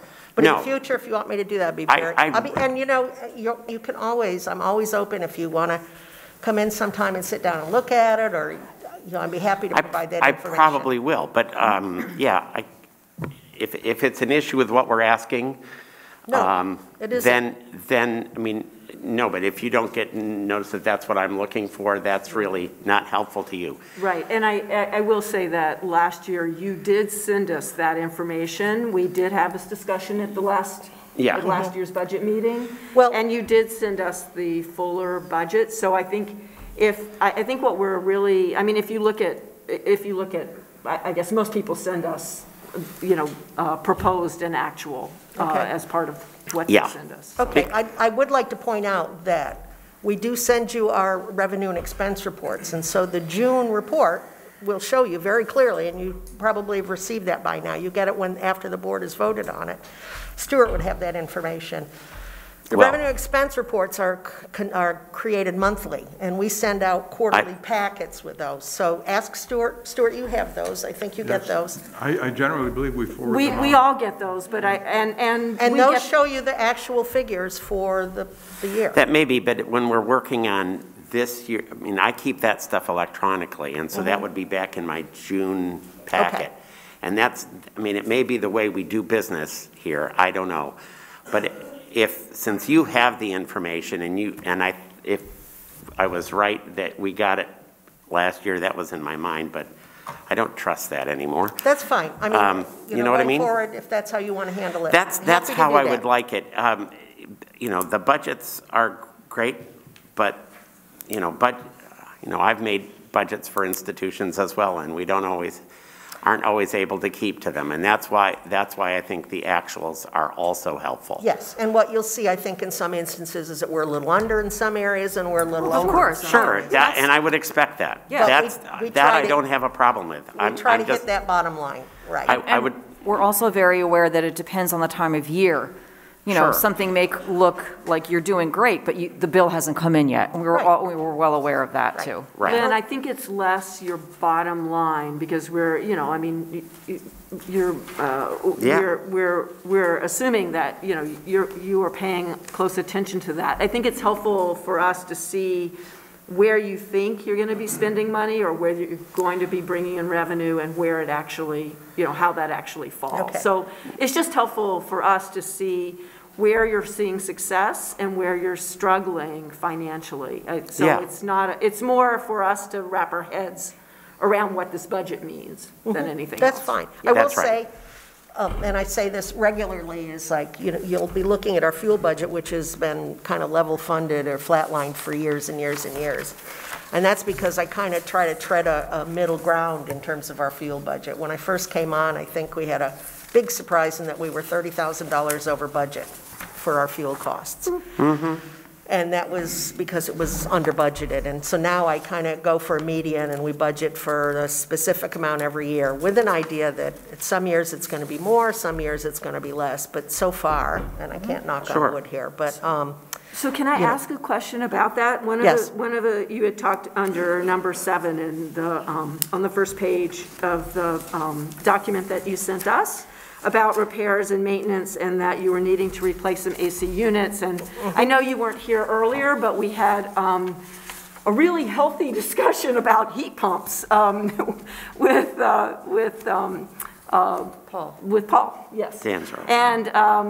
And so I guess a question that we would have, and it's, in some ways none of our business, but has the library considered putting in heat pumps, which are far more efficient in terms of heating and cooling, to maybe offset some of the costs of electricity and oil? We've done pretty well with our oil bill. When we first started, before we did some efficiency upgrades, we were using about 10,000 gallons, which isn't bad for buildings of our size a year. With the efficiency upgrades that we've made, we run now around 6,500, which is more than a 25% decrease. Mm-hmm. Our AC units are ductless systems, and those are only used in the summer, obviously, when we're using that. As far as the oil consumption goes, we replaced our oil tank, and it's here on our list of things that we did. That was 2013. That was an original oil furnace from when that building was built. And I think we're pretty efficient. I mean, at some point, I suppose we will do that.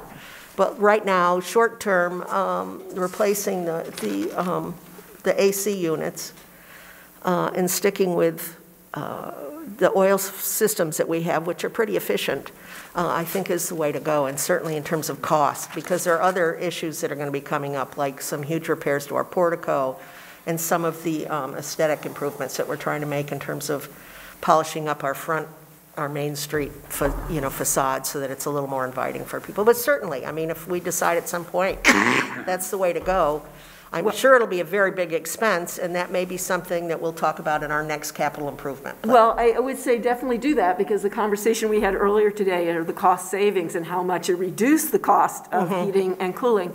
But I would say, and Bruce, like the Energy Committee can shoot me for this, but no, we probably won't. The Energy Committee, there is a Town of Bennington Energy Committee, and I'm sure that they would be chomping at the bit to be able to sit down with the library board and say, here's what you'd like to be doing, and to have them do some of the legwork in terms of what would be the cost savings, what would be, over the long term, how might you move toward using less oil. In fact, that's part of what the Energy Committee is hoping to be able to be, is much more of a resource, particularly for those facilities that are large facilities in our community, to provide you with ways to find estimates of savings. If we're going to try to reduce our fossil fuel use and our greenhouse gases by the percentages that the state says that we need to be working toward, we all need to be working toward it. And so please feel free to reach out to Bill Karras, our chair.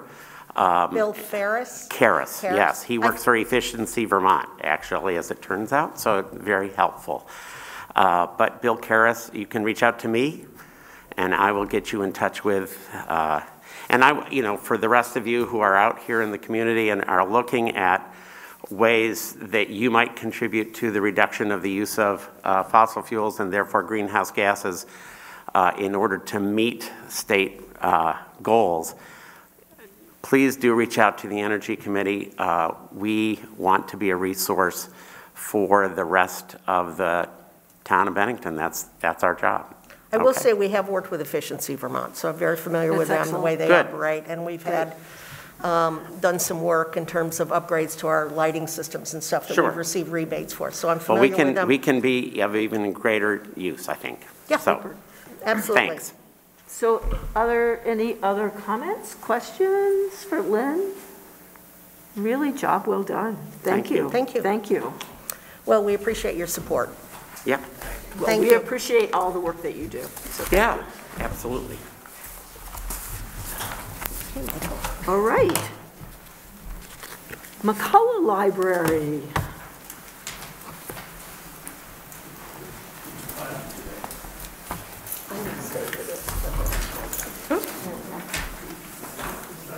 I know, get your sheet. Did my petition leave?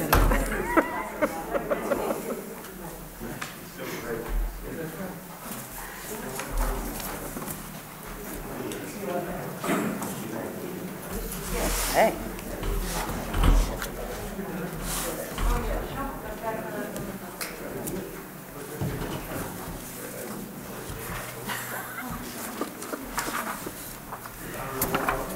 Thank you. Thank you.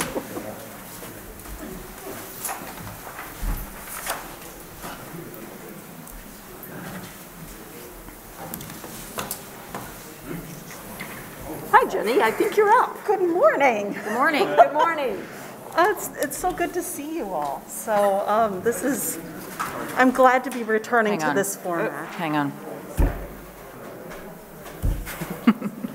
It's the conversation. Oh, of course. It echoes. Comes back in. All right. Okay. Yes, start again, please. Good morning. It's so good to see you all. And my name's Jenny Rosicki. I'm the director of the John G. McCullough Free Library in North Bennington. And this year, after requesting level funding last year, we're requesting an increase of $5,000 this year for operating costs at the library. We had an unusual and extraordinary and exciting year. We are, on Monday, starting, I was here in June to announce that, hey, we're going to do this big construction project. Guess what? It starts on Monday. So it's, you know, libraries are always a reflection of their community, and right now, getting work done on the house, you know, on the building, takes time. And there were complications, and we were able to add in an exciting HVAC upgrade with this project because the 15, 20-year-old air conditioners decided not to work again for another year. So we were like, how do we do this better? How do we make it better than it was? So, through the preparations for an extraordinary amount of work, from rewiring the entire building to family-friendly and accessible restrooms on both floors, hot water, a water fountain, gosh, repairs to the back door and the front portico, and the repurposing of the projectionist closet on the second floor into a small meeting and quiet study space that folks will be able to borrow, essentially. You can take the room out for an hour or two. Through the preparations for that project, we've been able to still safely lend items. We've really pushed our digital offerings, and we brought on Canopy, which is a really great collection of videos, basically, films, documentaries, really high-quality children's programs. We were able to bring that on. And let's see, what else? We had a lot of events, like, and we found a way to adapt them. We aired a cello concert last week, and at last check, we had 703 people tuned in, so it's very difficult to get 703 people into the left bank.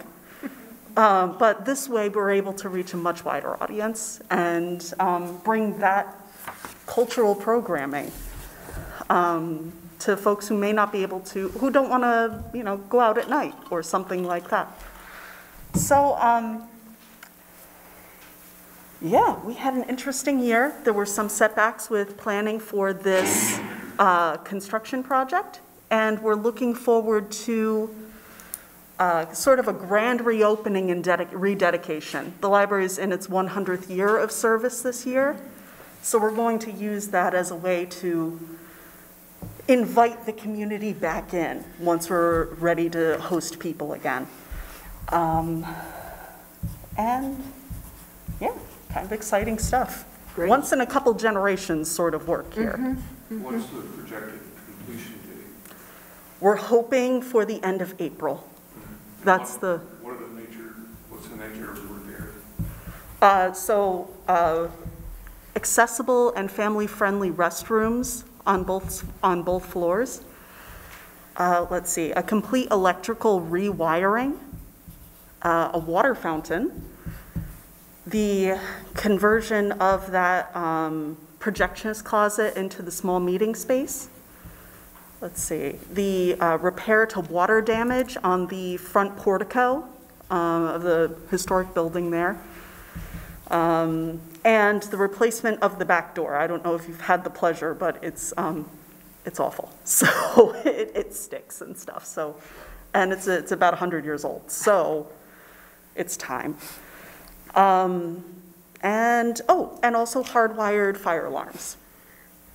That was the other bit there, because it's a brick box full of paper. So it's good to have some very prompt fire alarms in there. Tom, do you have any questions? No? Jean, Bruce? I have a question. Yes, so I know that Mary Rogers, if you want to introduce yourself. I'm Mary Rogers, volunteer treasurer. I know that Mary has attended every ARPA seminar under the sun in Yes. Vermont by Zoom. And I know that there was, some interest early on in seeing if there were ARPA funds available. And I'm wondering, I mean, this is a really tight year for budgets, as you Yes. know. I'm just wondering if you have been able to find any opportunities, either through North Bennington We or have. other sources that might, offset the additional $5,000 that you're asking from us. Well, the ARPA funds, the Village of North Bennington has graciously contributed a significant sum towards the renovations, towards the HVAC that fit well within the parameters, and also part of the bathroom upgrade, those parts that dealt with clean water and safe water. Electricity. And electricity. The wiring. The wiring. Jenny did secure an ARPA a grant to, you can better talk about that than I did. Through the Department of Libraries. Yeah, that there one. was an ARPA grant. We got 6,600 and something. Yeah. So the vast majority of that will be going toward establishing a tool lending library at the McCullough Library. And everything from hand tools to a baby scale, so you can weigh your baby. It's a thing. And gosh. You have laptops in there. Weren't there some? We received laptops earlier this year that people can borrow Chromebooks from the library. Gosh, hand tools, gardening tools. Oh, and a bicycle repair station that will be outside the library. It has a lift so you can hoist your bike up. The tools are on lanyards, and it has an air pump. So you can fix your bike at the library. And I'm planning some programming about how to do that once it's in. So, and also, what else? A computer and a color printer in the director's office, which will improve our efficiency as a staff, our capacity to get stuff done, and I don't need to run to Staples if I need to make a color print. So that's, and there are a few other leads I have out for additional ARPA funding as well at the moment. So, yeah, we're going after it. Yeah, okay. A significant part of our budget increase this year is in the salary and wages. And much as Lynn had mentioned, the library, prior to November, none of the folks were full-time. Jenny actually worked full-time, but was never compensated for it. And the board just figured that was just egregious, if not illegal. So that was remedied. The children's librarian, midway through the year, was fairly compensated, well, still undercompensated for most, but at least a little bit closer reflective of her advanced degree and things like that. So we weren't sure how that really fit under ARPA. Got it.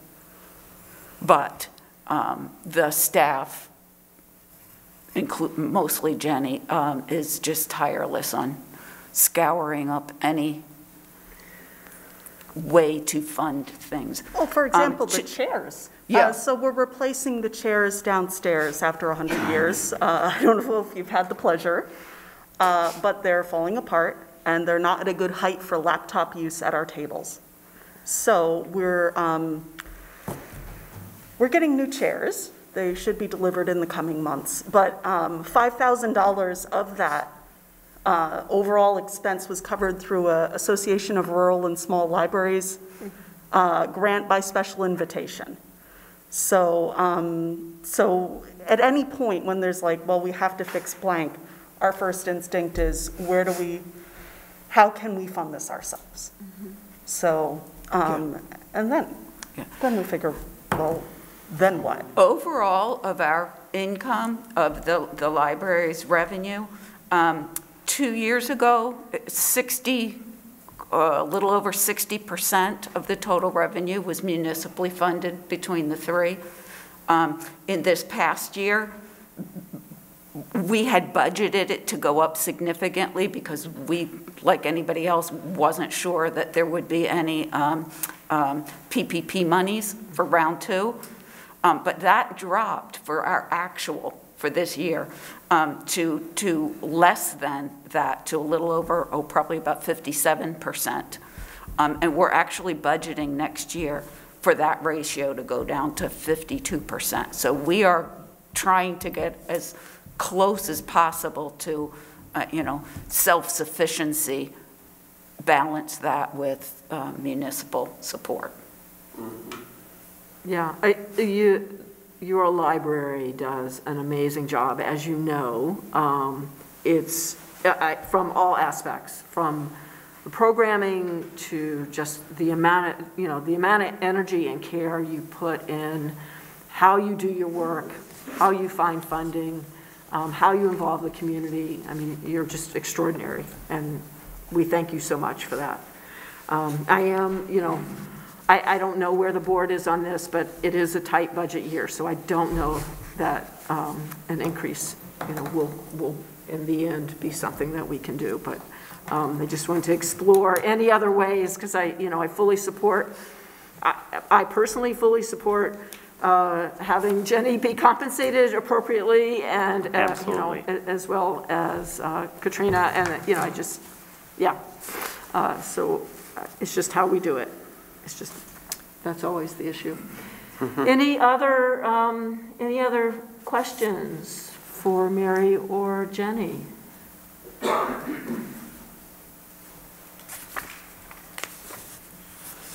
No? I just have one quick one. Oh, I guess I'm on. So I'm trying to read through under your income, what stands out, of course, is a 583% increase in one of the lines, which went from a $3,000 budget of other donations to $20,500. Yes. Can you explain that so that it's publicly explained in some sense of why do you think that can happen? This is when Jenny was talking about the chairs, we fully intend to completely fund those chairs by fundraising and donations and grants. Yep, folks can sponsor one of the chairs. We're anticipating sponsorship for each one of those chairs. If you want one, it'll have a little plaque on it, and you can dedicate it to your dog or your grandma. Your dog, that's a good idea. Yeah, that's what that's reflecting, and that's what I wanted to make sure we all knew. Because the budget, I mean, not only do you have a very complete budget here for us to look at, which is really lovely, but you have, 14, 20 footnotes, which really allow the public and the board to understand how you are doing every step of the way, which is great. Exactly. Yeah. I don't have a question. I just wanted to recognize, Mary, your value added to the library as a volunteer is quite amazing. So I appreciate you volunteering your expertise. This is what you do professionally, and it really shows. So I just wanted to make the community aware that they actually heard you say you're a volunteer. Thank you. I love this community. I wouldn't wish to be anywhere but. That's very evident. Well, thank you. Thank you. All right. Well, if there are no other questions, then thank you so much for coming this morning. Yes. And happy deliberations. And we'll hope to see you all when the library reopens to the public. Stay tuned. It's going to be great. We're planning cake. So we're looking forward to it. Yeah, something to celebrate. All right, and so then next up, we would love to welcome the Bennington Rescue Squad. Art, hello.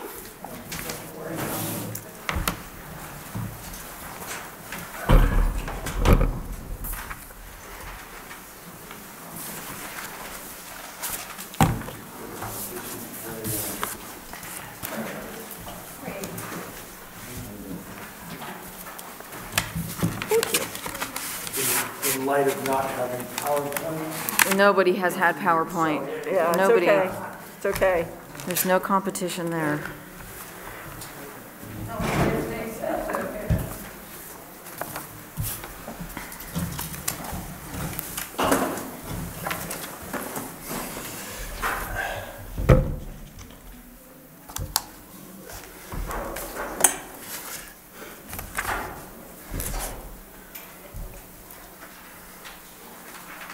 So please, Go ahead. Well, thank you very much. We want to start off first by saying that, we understand it's a tight budget year. So when you look at our requested increase, we understand that will probably end up being closer to zero, right? So we do have funds that will help to offset that. It pushes down the road, other things, but, we understand that. So, but we wanted to take the opportunity to present not only the budget, but talk about some of the things that are going on. So, you'll notice in there, we talk about the number of 911 calls that we're getting. We saw in August and November, the two busiest August and November that we've ever had for 911 calls. Those numbers continue to go up. And I know there's conversation about, transfers that we may do out of the system, and we're going to talk about that in the next part, but those numbers, we've actually decreased that number. So when we look at the number of transfers that we do out of the hospital, we've dropped that number by about 30%. And the reason is because, we look at staffing, right? So staffing, as everybody is seeing, is difficult. We're seeing attrition in our market nationwide is extremely high. COVID has taken a real toll on the healthcare system. We're seeing people in the EMS market move on to other non-healthcare avenues, and we've had to now compete with that starting wage for people coming in to be competitive with, Walmart, to be quite frank. And so that has dramatically increased our wages across the board, right? So what we did is we went back with the hospital and we talked with them. We came up with an agreement now that's been signed by all of the EMS services within the district, starting in October, where during the day we're taking all of the 911 calls come in, or all the transfer calls come into our office. We look at the zip code for where the patient lives, and that's the first service that's contacted to do that transfer. So, because we understand that the people in the communities that have ambulance service support that ambulance service. So they should be the ones that should be, trying to get that first transfer out, So we started that in October, took a decrease in the number of transfers we did, but we need to shift some of our personnel back or over to 911 calls, because we know that those numbers are increasing and they're going to continue to increase. We don't see a slowing of the request for service from the community. We also realize that, at the end of the day, because healthcare is so stretched, not only within this region, but nationwide, we need to get patients out of the hospital, because there's no way to put more people in unless we can get them out. So we're doing that as a collaborative effort throughout the district, as opposed to, and I say the district, so the district is roughly Bennington County. So in all the services that fall in that county. So, that's really been a big process for us. So, you'll notice we talk about our EMT education program. At the start of COVID, the state went to a remote delivery of training, as did every school pretty much in the world, right? So we were selected during that initial phase when the state was paying for the training up front as the preferred vendor for the state. Now, the state's not paying for the training anymore, but we still are seeing large numbers of EMS providers come through our program. Unfortunately, most of them are not from this area. Because it's a distributive program, we're seeing people come from other parts of the state as well. But the numbers coming in from our programs and other programs in the state are far less than what's leaving the system.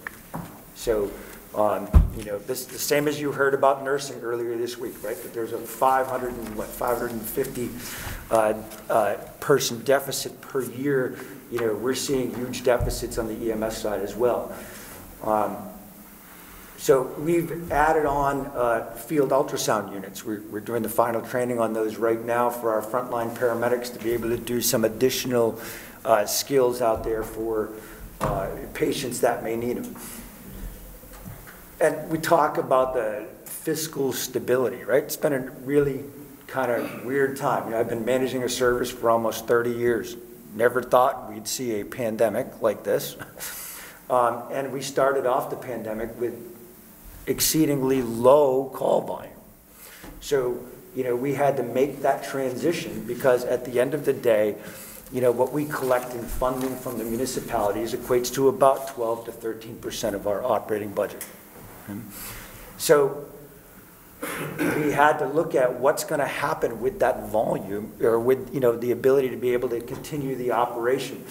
You know, we were very much able to, you know, take on some additional things during the initial phases of COVID when volume dropped off and everybody hunkered down.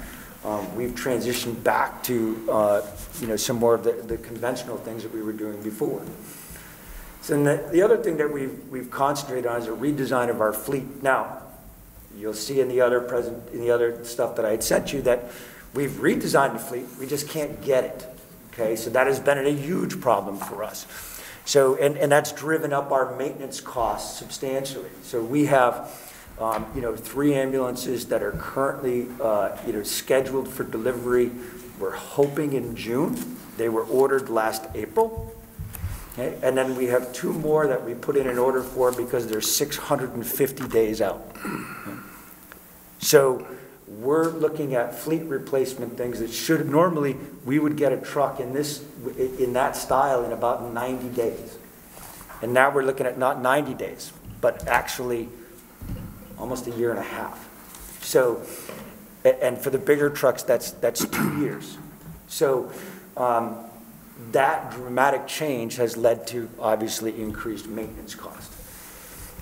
So, and, you know, we talked about some of these challenges as far as, you know, workforce challenges, you know, in our volume. But, you know, we look at some of the other, you know, things in the healthcare system, and bed space has become a real problem for us.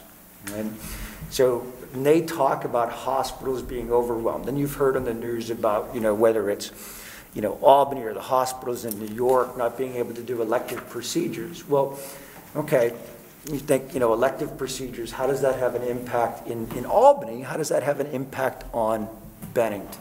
How does that impact on 911s and calls coming into the system? So a lot of times patients move throughout the system, right? So you may come to Bennington, you may go to southwestern Vermont, but you may need a higher level of care. That higher level of care or a procedure that can't be done here has to be done somewhere else. Historically, that might have been in Albany. Well, as that bed space in Albany becomes less, the need for you to get that higher level of care now becomes somewhere else. Maybe it's Dartmouth. Maybe it's Westchester, New York. It's New York City. It's Boston. And I know that sounds like, well, it's not necessarily a problem, but it is, because what happens now is these people need that higher level of care, and they need that higher level of care in order to treat sometimes life-threatening conditions.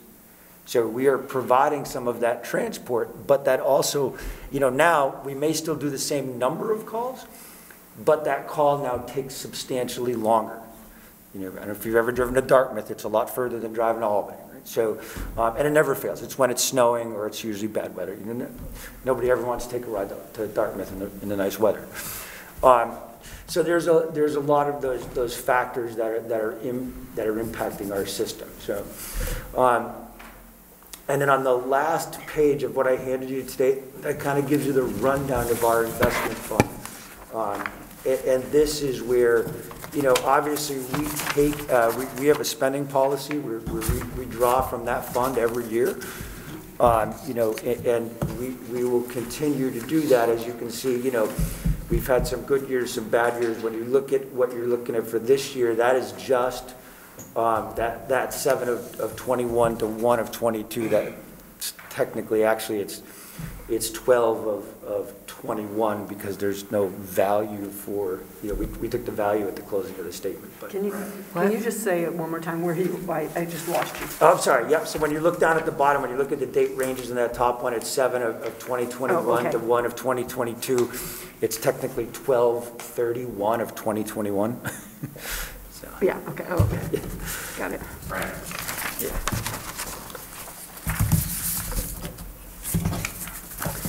So and I know that everybody has a tight schedule today, so I could talk for a long time. I don't think you want to hear me talk for a long time. But I would love to answer any questions you might have. I've got some. Okay, go for it. I want to start with Stu first. Stu, with reference to the different areas of the community who have requested funds, have they pretty much stayed level funded? You're talking about the agencies that we serve? Yes, they're all, at the present time, they're all level funded. Bennington County Regional Commission, their request went up by $10. You have the North Bennington Library request increased by $5,000. Everyone else is asking for level funding. Mm-hmm.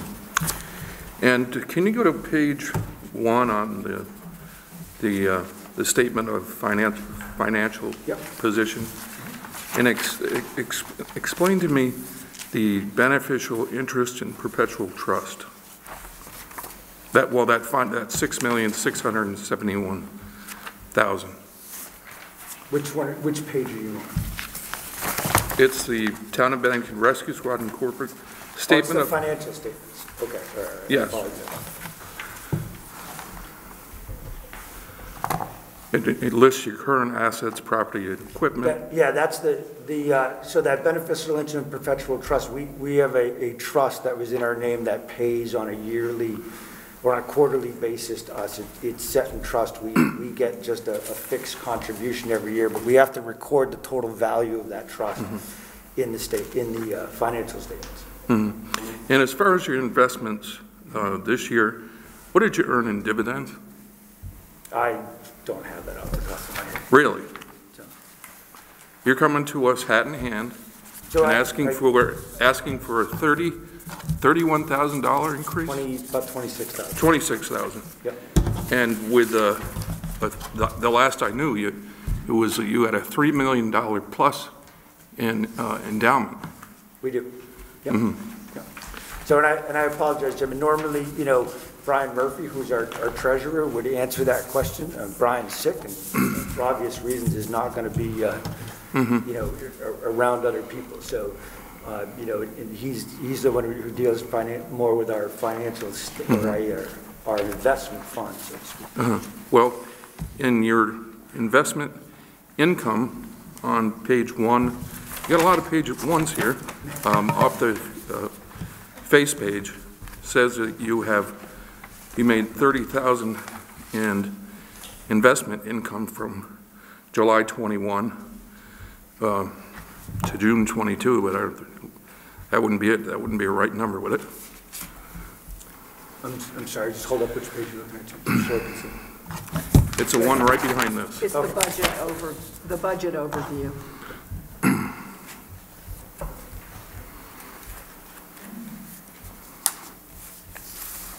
So that again was our projected for July of 21 to 22. We're waiting on audited financial statements from the auditors now, and that'll be adjusted. So you're like I said, you're asking for what, $26,000 more? Yeah. Well, the other agencies, with the exception of McCullough Library, have all gone level funding, and they don't have a $3 million endowment. None of them do. And I think it's appropriate that you spend some of that endowment instead of putting it on the backs of the people of Bennington.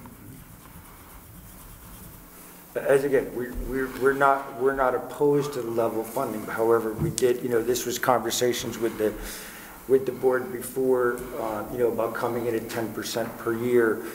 We took level funding last year. That was so, in our 15% projection at 26,000. is pretty much solely offsetting benefits, really cost, are paying benefits. So, you know, But that was as I expressed before, Jim, we're not opposed to level. Okay, good. I think last year, it was with the board's persuasion that you chose to go to level funding, and I think we ought to repeat that this year. Again, you know, we're not opposed to that. And spend that endowment down, you know? Stu, did you have a question?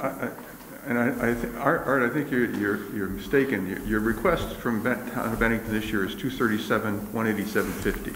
Right, that's 31,000. Last year, you received $206,250, I believe. That comes to $30,000. I'm sorry, 30, I apologize. Yeah, you are correct. But the math off the top of my head was not exactly accurate. I have my calculator. Yeah. That's great. Can I just piggyback with a question off of, Sure. just in terms of sustainability? Yes. I know that there were originally, several years ago, there were conversations both looking at how the rescue squad and the hospital could work more closely together. And there were also questions about how rescue squads regionally, which might be Bennington County, it might include some, you know, it might include Wilmington. I mean, sort of thinking broadly how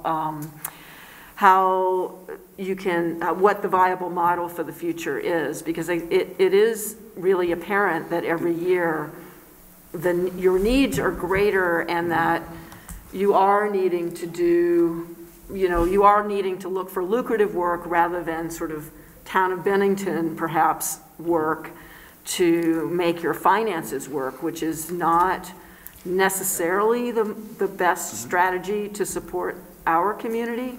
So, you know, I am wondering what steps you might be taking or thinking about to keep your finances in hand. Yeah, so, you know, as I said, we've been working with the hospital very closely, particularly over the past, you know, 9 months to come up with, and when we look at that regionalized transfer plan, right? So that is the first step towards how do we look at regionalizing what we do? Because at the end of the day, that's the only way this is going to survive, okay? Either that or it becomes municipal organizations. Right? Well, and I know that conversation has been had, right? Yes, several years ago it was brought up with. So you know, I think that, you know. I'm glad to see that they're finally doing it, because you ought to be the first ones to benefit when you're doing all this work for the town of Bennington and the people of Bennington. It's long overdue, and it's a way for you to make money. Well, and again, at the end of the day, I'm not. Let him speak. No, that's right. No, you know, I can't speak to what happened before. I mean, I've been here 2 years, well, just enough time to see COVID, right? So I think this is the first time I sat before you was, I think I'd been here maybe 2 months. So, you know, we are definitely having the conversations, as, you know, and that is a gradual process, right? Unfortunately, it's not, you know, tomorrow to say that this is how this is going to look, but we know that we need to work together to make this work in the long run. And that hospital, you know, I know it maybe not sounds like a big thing, but it really is the regionalization of how do we handle all of these people coming out. So that is that first step towards how do we work together to come up with a model that serves all the communities collaboratively under one, as opposed to under, you know, and you talked about maybe Wilmington. Wilmington's part of our, so Deerfield Valley is part of the district, and they are working with us. So, and we have a couple services, you know, in Western Mass and in New York that are also part of that group that are working. So, you know, it is not without, you know, we understand. We absolutely understand. And I strongly feel that there is no way that, you know, in the long term, you know, that it's not possible for the individual small services to survive, right? And I say small. We're the third largest ambulance provider volume-wise in the state of Vermont. Okay? And, you know, I've worked a lot of places. We may be large from a Vermont standpoint. We're small from, you know, most standpoints. And there's a lot of economies of scale of that regionalization. Right. Well, the explanation that I got several years ago when I proposed it was that it was done out of fairness, that different ambulance services were rotated in so that they could get a chance to get those insurance dollars, instead of it all going to Bennington. And I argued vociferously for the Bennington Rescue Squad to get it. Now, I have just a couple more questions, and then I'll shut up, okay? You can ask questions. Temporarily. You were just Anyway. need to take a breath. Did you give yourself a pay raise this year? Yes, I did. How much? I got 15%, as Okay. all our staff did across the board. That's Actually, wait a minute, let me rephrase that. Mine was 12. So okay, but the rest of the staff also got pay raises. They all went up about 15%. That's wonderful. That was what I was hoping that you were going to say. All right, that's it for now. Okay. Thank you. Yeah, Jean? I was going to ask that question, so I will cross that off my list. I think working with SVMC is great. However, I feel like transfers versus 911 calls are very different, and I'm assuming that's true. Not being an EMS worker myself, I think I'm accurate when I say that.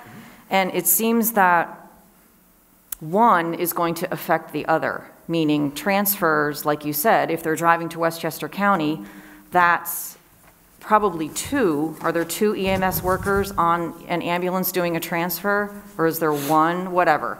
Yeah, there's two. Okay, so that ambulance is out of service for local people as well as two staff people. So in my mind, there's got to be an impact. Can you speak to that? Yeah, so there is. There absolutely is. And that's one of the reasons why we decreased that number of transfers that we're doing out of the hospital by over 30%. Because we don't have, none of us have the staff to provide that number and going that distance. So we dramatically decreased that to increase our availability.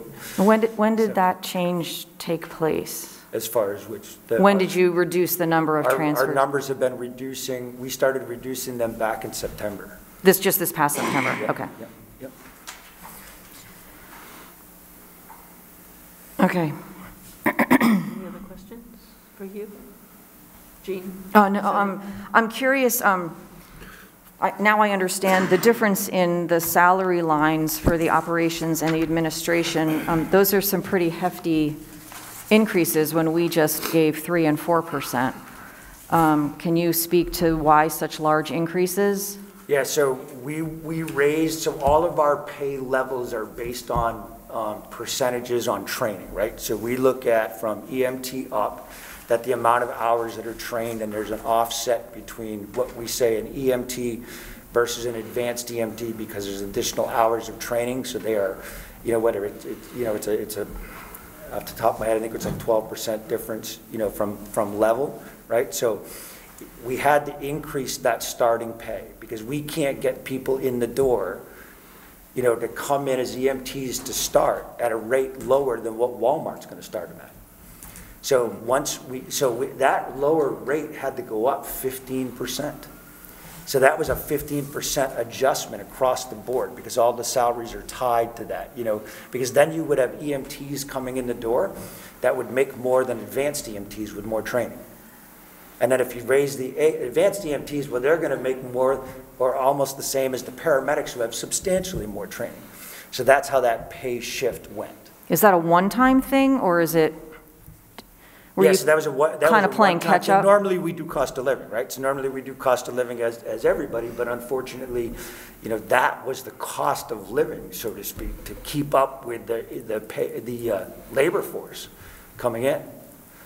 So that's what we were finding. We were losing new people coming in because at the end of the day, you're hiring young people coming in at the EMT level that want to start a new career, right? So their concern is, what am I making?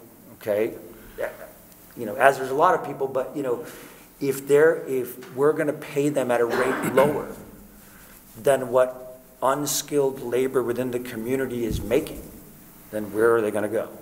So. Thank you for that explanation. Yeah, I hope that answered the question. It did. It did. I got one quick question, if I may. What is the starting pay for a new hire? Just about 16. They're a little bit under 16. It depends on if they come in with a college degree or not. As soon as they get their EMT certification and finish their field training, they go up to that $16 if they're an EMT. Boy, that seems impossibly low. I don't know how they make it. I don't disagree that it's low. You know, and especially when they have to go through all that training. Yeah, we've made strides to increase it. We've put in incentives too for education. So you know, for college education, because we really think that that's important. You know, for our staff coming in. So it's not to say that they can actually increase that, you know, their salaries by, you know, getting additional training, and we're working with you know, the community college to offer some programs through us to try to increase that level of, you know, of training. Because at the end of the day, you know, not only do we need them to be good as an EMT, right, but it's important to have them have some, you know, English skills, you know, writing skills, things like that, you know, that aren't necessarily part of that EMT training, but that are important.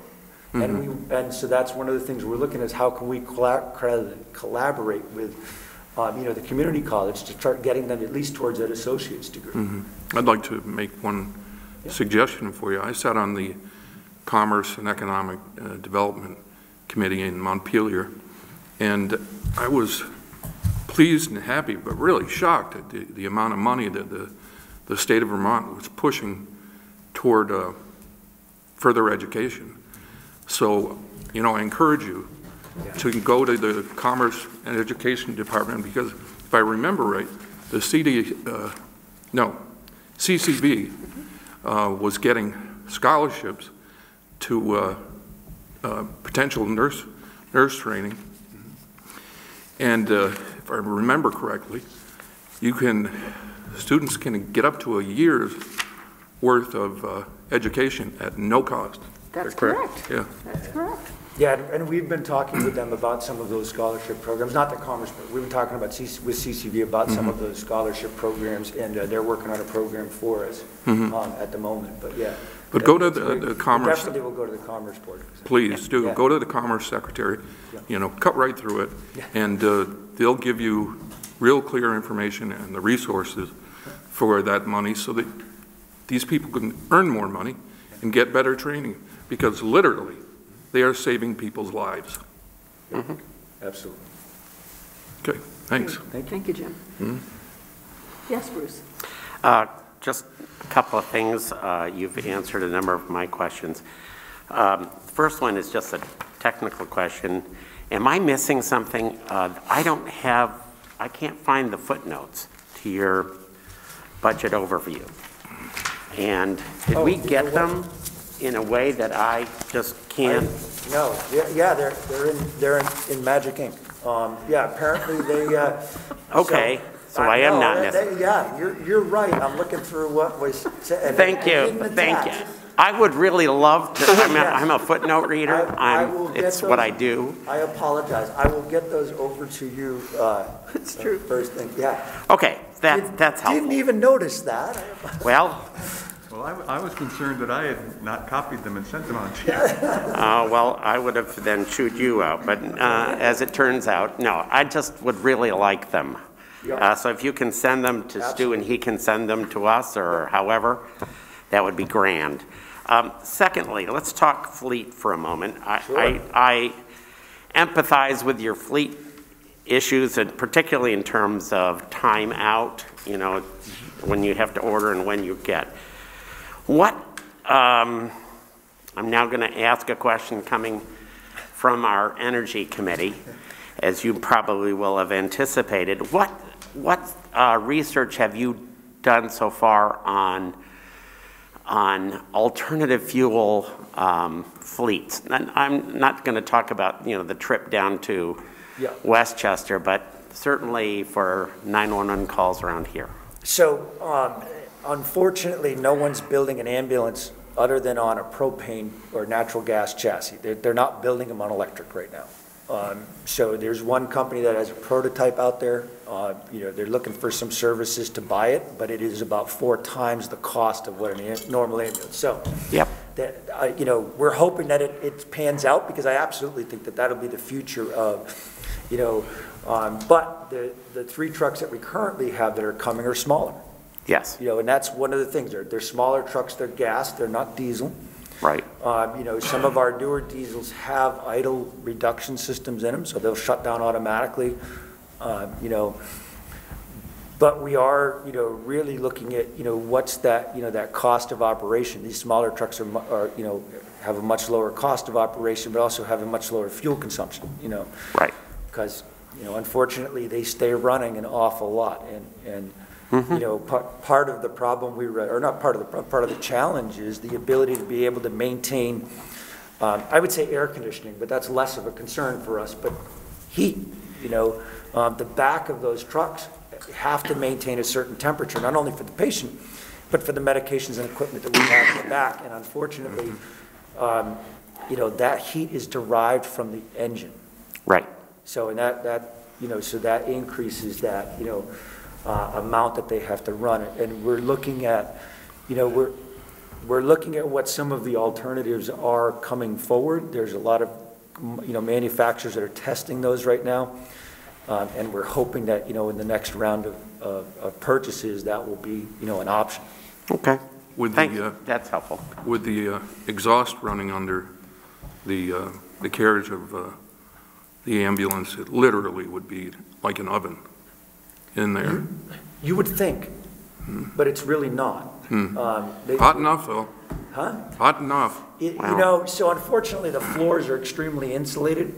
And part of that is because we need to prevent the road noise from coming up because it interferes with some of our equipment. And the ability to use a stethoscope in the back of an ambulance that's not been well insulated at the floor becomes obviously more difficult, right? So, so we don't gain the heat benefit that you would think. There's a whole bunch of heat shields that prevent that. Good. So, I wish we could capture some of that heat. I really do. Yes. At certain times of year. Yeah, just one more. This will not surprise you. I have received and had more extended conversations about your request, both before your request and now since, than on anything else that I've had. And sometimes I feel like I've been able to answer those questions. And it really does come back to the question about regionalization. And so here's the way the question usually comes to me. Why is it that when I call 911, or if my grandmother calls 911, it's not a Bennington Rescue Squad that shows up. It's oftentimes it seems like it's Pownell or somebody else. And I try to explain the regionalization approach, but, and then the retort comes back, but we're paying more than $200,000, to which I often say that's true, and it is a substantial amount, but it is not the biggest amount of the cost. So is my interpretation of the situation correct, or does it need to be corrected, and you're in the best position to correct? And then so answer that question first, and then I've got a suggestion. Sure. So, so part of that, as you look at regionalization, that one of the things that we did with all the services in the region is we signed a region-wide mutual aid agreement, right? So that means that we all provide that backup to each other. So, and I would love to say that 100% of the time that someone calls 911 in the town of Bennington, they're going to get a Bennington Rescue Ambulance. That is not possible. Just for a whole bunch of reasons. Because if we have 3 trucks scheduled, there'll be 5 calls. If we have 5 truck schedules, there'll be 10. That's just the nature of, and then we'll go 12 hours with none. So, but also some of the times that truck may be taking a Bennington resident from Bennington to Samaritan because they're having a heart attack and they need to go to the cath lab. So, and that's part of that mutual aid, that regional mutual aid that goes across between the communities.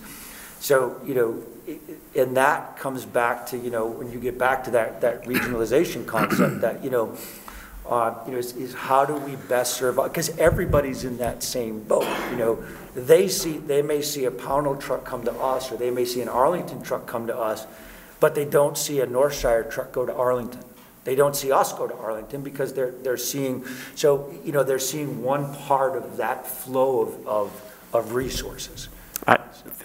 Thank you. Yep. That's exactly what I thought was going on.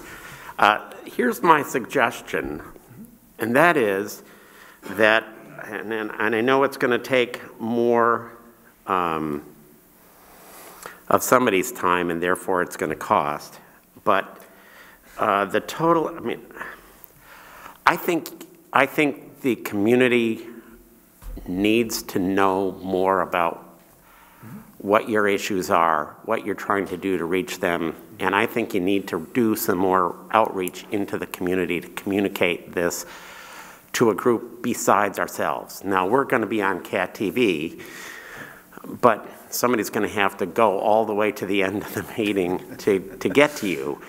I think I would encourage you to be more proactive in terms of community education.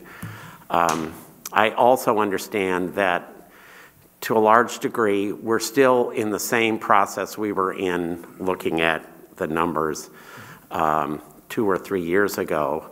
And there's going to come a time when you can't live off of your endowment.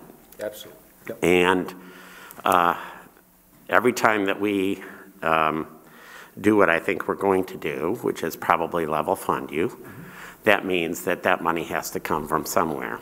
And you haven't even mentioned the non-payment for services today, which I think is mighty brave of you. And maybe it's not an issue anymore, but it's still an issue, but it's a given. I feel like we've brought it up over and over again, so. Yes. So at any rate, I do think it's incumbent upon you, particularly as a recipient of the town's taxpayer money, to communicate with the town members a little bit more about what's going on and why it's going on and how the system works. It's not remotely clear to the people I'm speaking with. Thank you. I just wanted to take a moment to actually thank you for the COVID testing support that was happening at the Rescue Squad building. I was there more times than I can count, and I just wanted to thank you because I'm sure that had an impact on the way you do business and your staff. So I really appreciated the fact that you did that for so many months. Thank you. Thank you. So, yes. Yeah, and what I think what a lot of the public may not know is not only were we doing the COVID testing, but we were doing at-home vaccinations. That's right. So we did, literally hundreds of vaccinations to people within the entire district, that were, couldn't get out. We're not doing that service right now simply because, volume of, for our primary function has gone up. So we have cut a lot of that ancillary work out because, at the end of the day, we have to answer calls, right? That's so once we can do that and we have residual in the system, maybe we'll look at those. But right now, unfortunately, we had to stop doing those. Wonderful. All right. Yes, Stu. I just have one follow-up question. These folks have all asked the questions that might have been in my mind as well, Art. How long ago did you add that incentive on your salaries for your operations, or is that something that is scheduled to go into play in July? No, so that happened in July. Okay, so that happened last July. Yeah. Have you seen an improvement in the number of people that are interested in coming into your service? We haven't seen, well, I guess improvement over, when would be the question, right? So if we look at improvement over where we were pre-COVID, no. Okay. An improvement over where we were during COVID, yes. But we're getting plagued, and I wish I knew the simple answer to this, but we're getting plagued with the same problem that when you go to the Chamber of Commerce and we have conversations, we all hear the same thing, right? That there's you get 10 applicants and then 2 show up for the interview. So we're seeing a dramatic increase in the number of applicants. It's a matter of getting them from application to actually coming in the door. We're still struggling with. And, we're seeing a big interest within our staff of wanting to go to nursing school, which is great. However, that obviously has an impact, right? And we can't compete with a $150 an hour travel job on the nursing side. So, we're a little concerned about where that whole dynamic is going to go. I mean, I'll be quite frank with you. There's, we're seeing dramatic increases in the payment to healthcare providers, from a salary standpoint. But unfortunately, at the end of the day, we can raise our rates as much as we want. And that's 26% of our total volume. Well, if in fact, though, because you highlight the staff shortages you've been facing, if in fact you were able to get to what you consider to be full staffing, would that have an impact on your availability in Bennington? Or is that a scheduling issue of trying to figure out how many people to have on? Well, it's twofold. Part of it is a scheduling issue because we're still we're seeing a difference in the 901 volume that we didn't have when we look historically at calls, right? So we're seeing a difference in that from pre-COVID to post-COVID. So we have to adjust for that a little bit. But that's a minor adjustment. A majority of it is, if we had more staff, then absolutely. But at the same token, it's that balancing act of enough staff, but also enough call volume for that staff. So, so it's a twofold. I wish I could tell you there's a simple answer to that. I mean, do we need more staff? Absolutely. Okay. I'd be lying if I said we didn't. And, I mean, because and Bruce articulated the concerns that I've heard too, is that, and it happened to people who are close to me, where the response was from Arlington and Pownell to a very serious situation that could have resulted in some very significant problems for the individual. Thankfully, it worked out, but when you get that kind of thing that close to home, and you really want Bennington Rescue to be there and be available. Absolutely.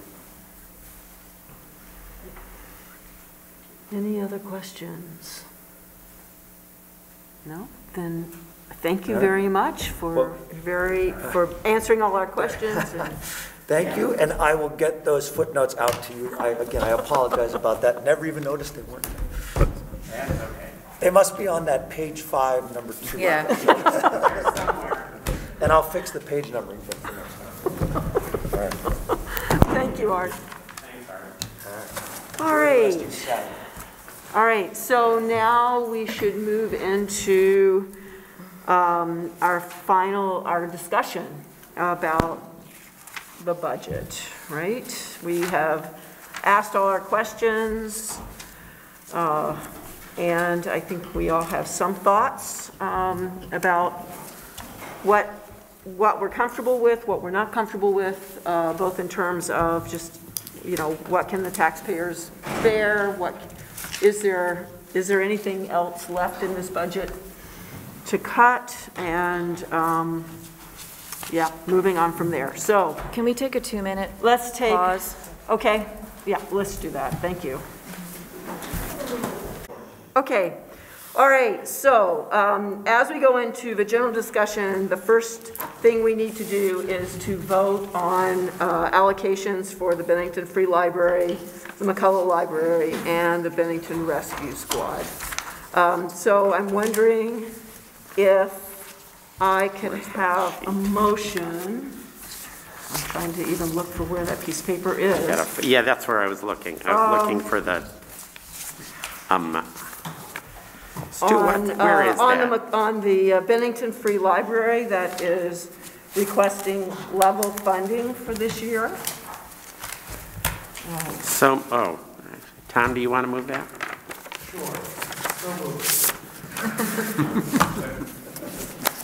All those in favor, please say aye. Aye. Aye.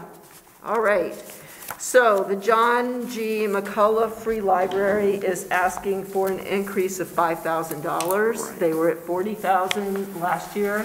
They're requesting $45,000 this year. Anyone like to make a motion for their funding, related to their funding this year?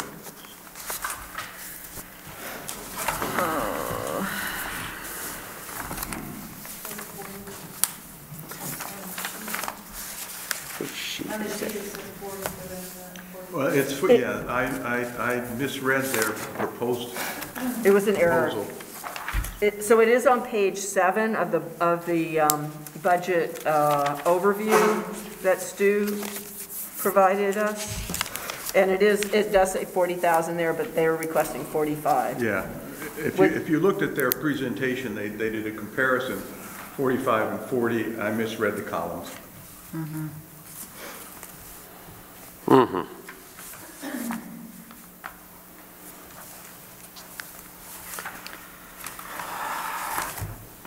Okay. I'm wondering, we don't have a sense of what North Bennington, Town of Shaftesbury is doing, do we? Yes, it's in there. Yes, it's in theirs. It's in there, okay. And they're all They're slight increases. They all upped their increase? They level funded? I'm sorry, I didn't look at it. One isn't, right, I think it's, yeah.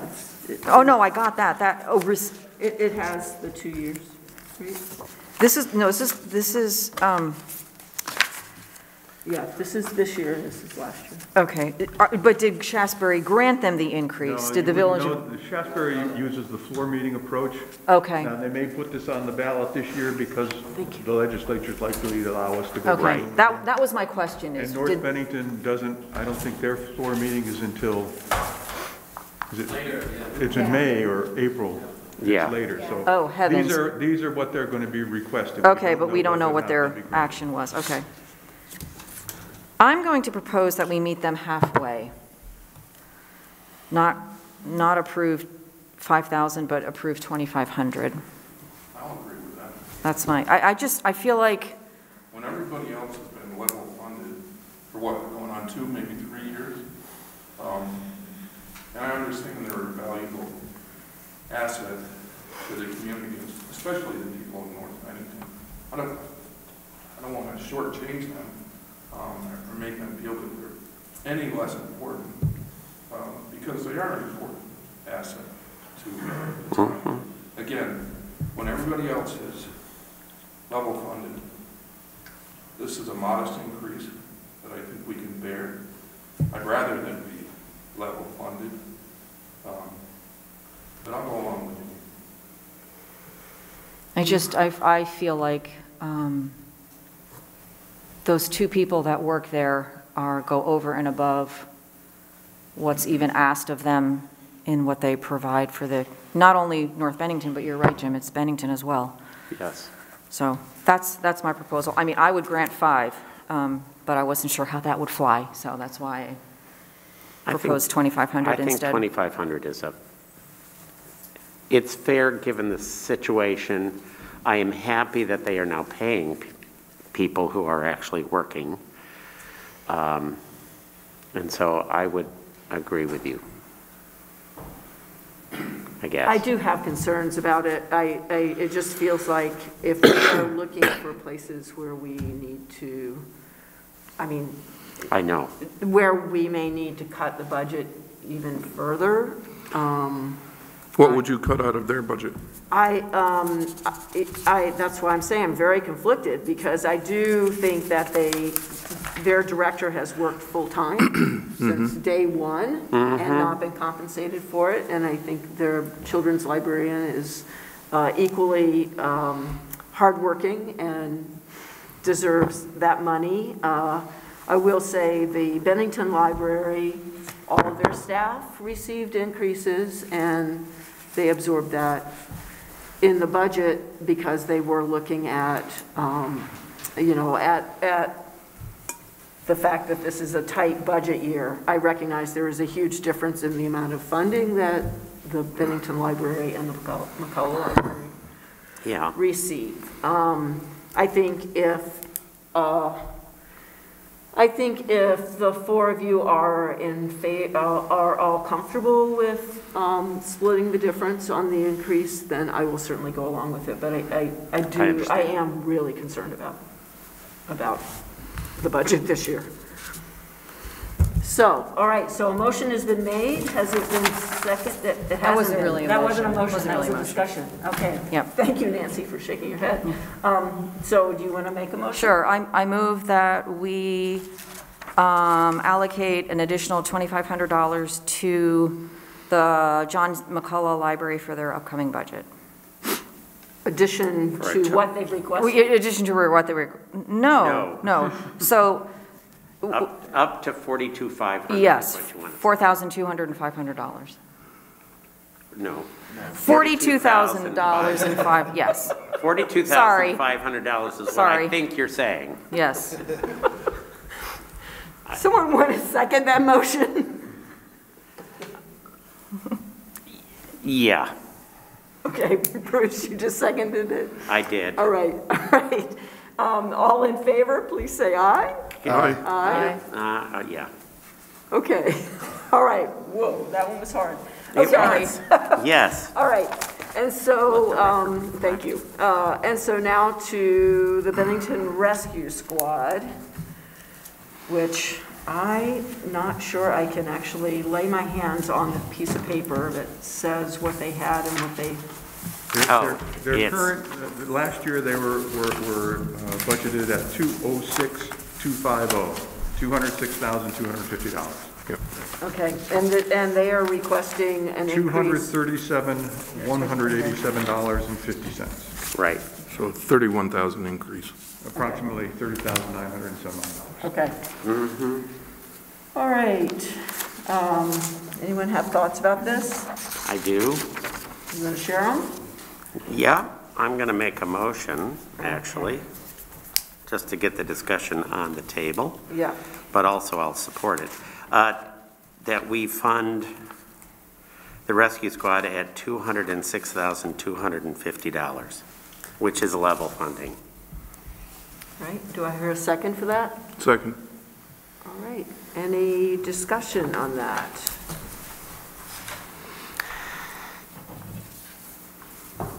All right. I'll at least say why. Okay. Okay. Go right ahead. It's hard for me to wrap my mind around their funding streams as much as anything. And when the director, when Art comes in and says, we know that we're asking for an additional 30,000 plus, but we would survive and find the money elsewhere for that increase, and we would, it's hard for me to say to the taxpayers of Bennington, and it would be hard for me to sleep at night suggesting that, oh, don't worry, we'll come up with an additional $30,000. I think, I don't know that there's an answer to their financial issues. But I do know that the town of Bennington taxpayers at the moment are not the answer to their financial issues.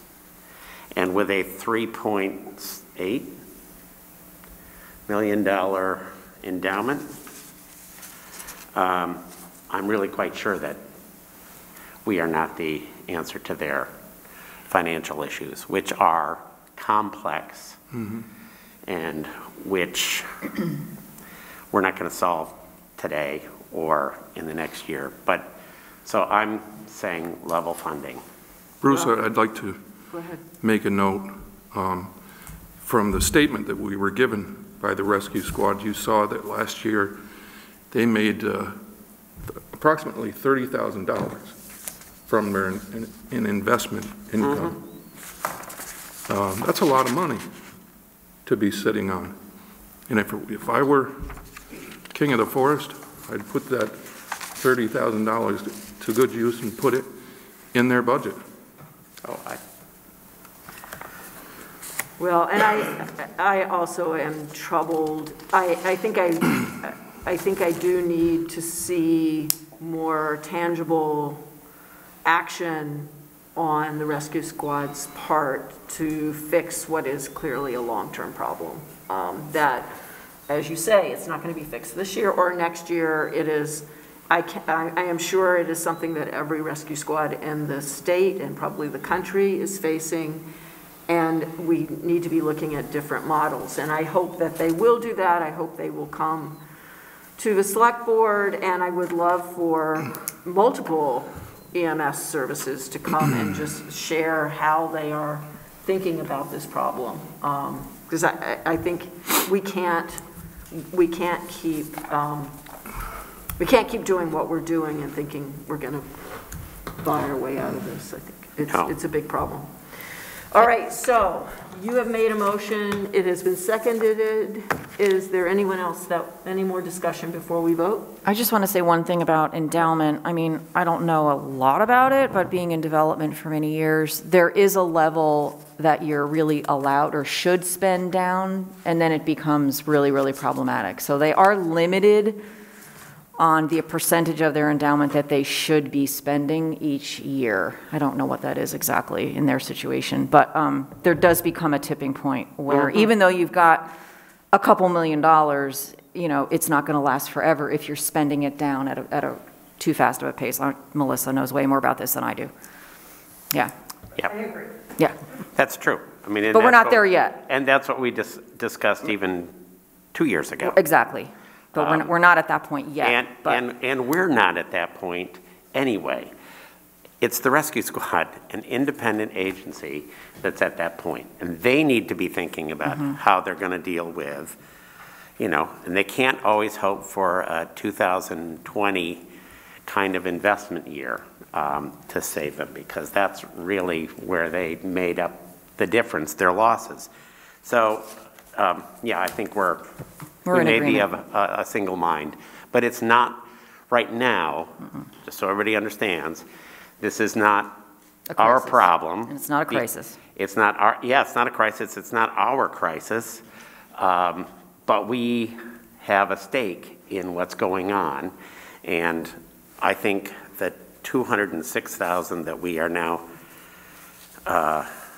would be granting them out of the town budget is a significant stake. All right. With that, I think I'll call the vote. All those in favor of the motion on the table to level fund the rescue squad for this next year, please say aye. Aye. Aye. All right. So done. All right. So now the rest of the budget.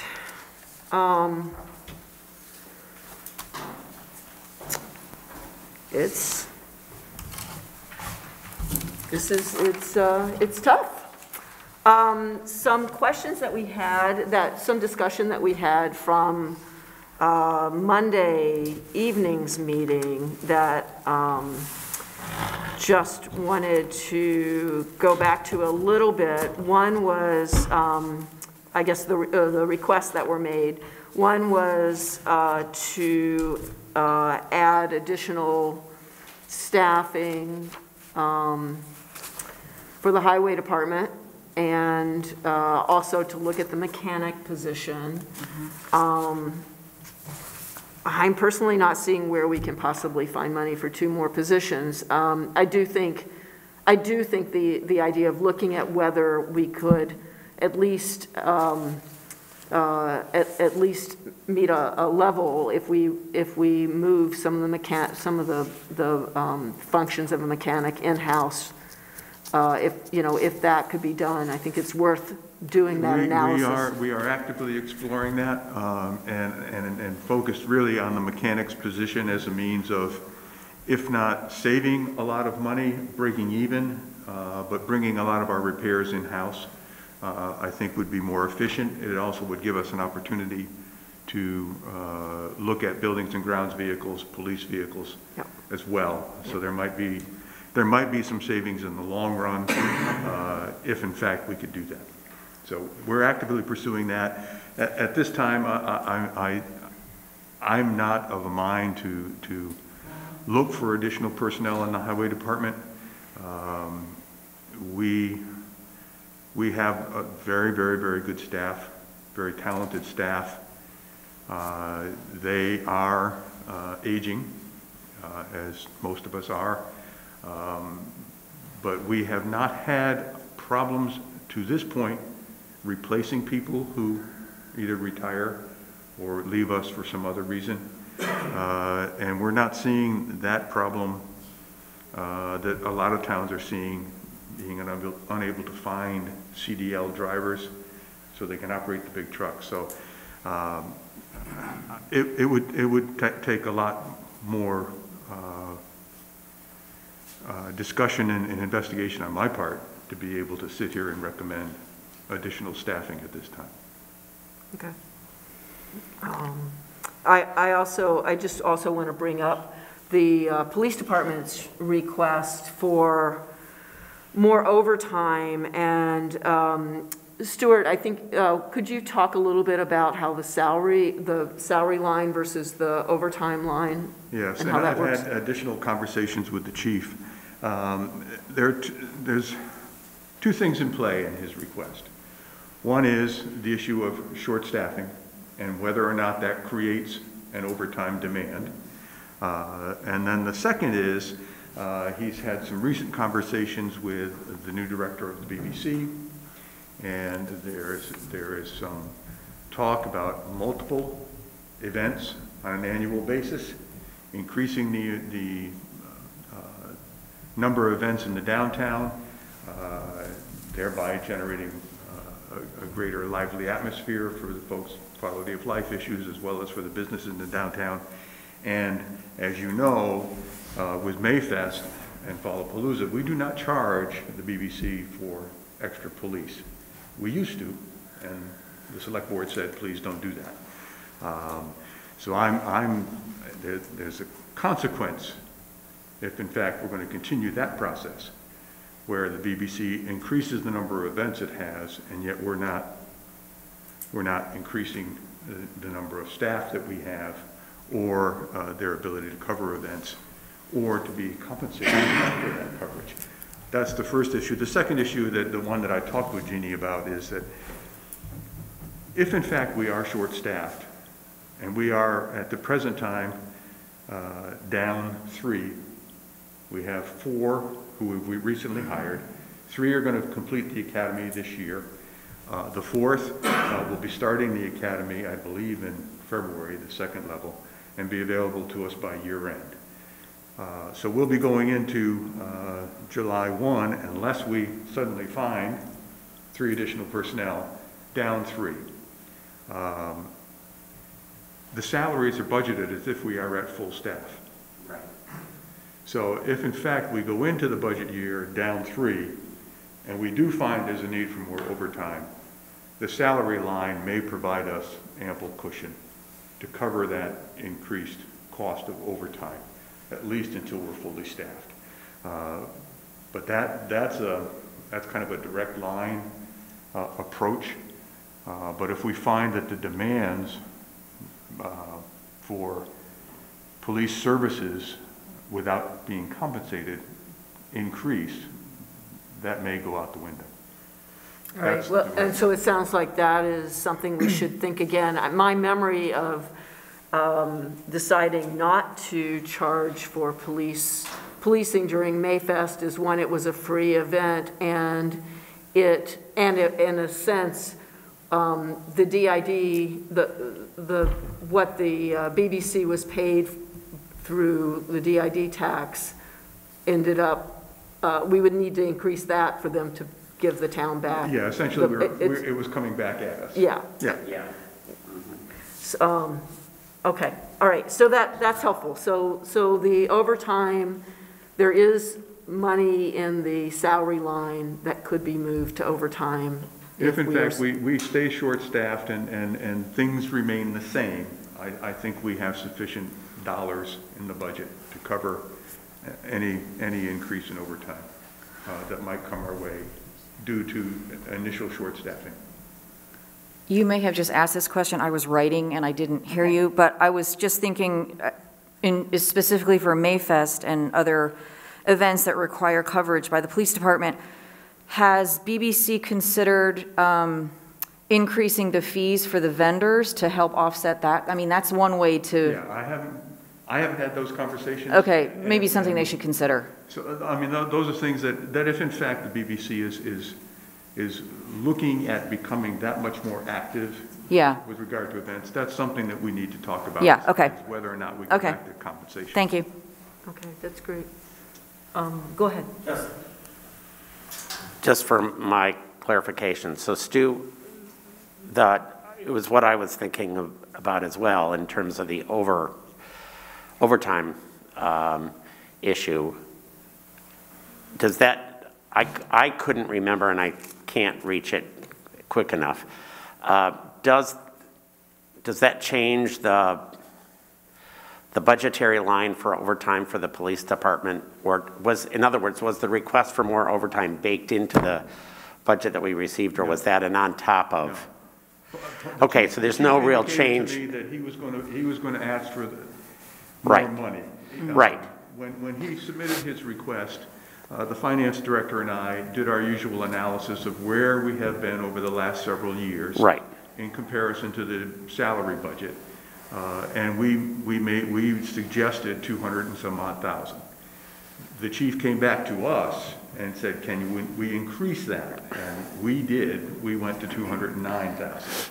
He came in the other day and he told me he was going to do this and asked for an additional $20,000 in overtime because of his concerns about the demands on the department. And so the monies that are in the budget were increased slightly from where Melissa and I thought they should be based on his request. And I can't support the additional 20,000. Right. So both of those questions were about additional funds, but I guess the flip side of that is, is there an argument to be made to reduce the overtime in the budget now because it is covered in the salary line? Please don't. Okay. Just asking. Because we are budgeting, I think, at 8%. Back 5 years ago, 4 years ago, we were budgeting at 12%. Every year we've reduced that, and we've been able to do that and stay within the budget. Okay. He asked us to go to 9%, which we did. We agreed to this year, simply because of the short staffing issues. But I wouldn't want to try to cut that. Okay. We'll find out how well we do this time next year. Mm-hmm. Okay. So I want to bring up one more item that we spent time on at the last meeting, which was ATVs. And I think Jean and I had an illuminating conversation with Stu about why ATVs were useful. And I'm just wondering if you could provide a broader understanding for all of us as to why this request actually matters. Yeah, from our perspective, we have seen over the last summer an increase in the amount of use and abuse of our lands around Sucker Pond. All-night parties, trash, all kinds of issues. We have been working with the Vermont Game Warden as well as National Park Service to try to find a way to control access to and use of the lands around Sucker Pond. We only own around Sucker Pond. There are a number of private camps up there, National Service, forest lands are there. All of us are seeing abuse. And we really need to have a way to get up in there at the appropriate times, and these ATVs will give us that opportunity. They will also give us the opportunity to patrol the Headwaters Park, where we're finding a lot of people setting up campsites and camping out there during the summertime. There have been some rumors of drug trafficking through the park from one side of the park to the other. Where the deals may be taking place. I don't know that that's verified, but those are the kinds of things that we're hearing in the office here. I have talked with the chief at length. He has talked with Travis Buttle, the forest the game warden, but how we combine our forces to be able to control what's happening, especially up in the national forest and up around Sucker Pond. We're going to need these vehicles if we're going to be involved in that. And I think, Jean, you mentioned today's front page of the banner. Yeah, the case in Bellows Falls, there was a hiker that was in distress, and they used some sort of ATV-like vehicle to go rescue this hiker who was really, really in trouble. And I went, huh, that was apropos that happened today. That's true. I mean, we, you know, all the law enforcement agencies probably have access or have these vehicles available to them or on their fleet. And I think it's, for us, I think it's a step in the right direction. If we're going to continue to maintain the safety and the beauty of our lands that are up in rural areas that are very, very difficult to get to. Yeah. Mm-hmm. All right, well, that was my short list of things that we, you know, had significant questions about. You covered my list. Did you want to mention anything about?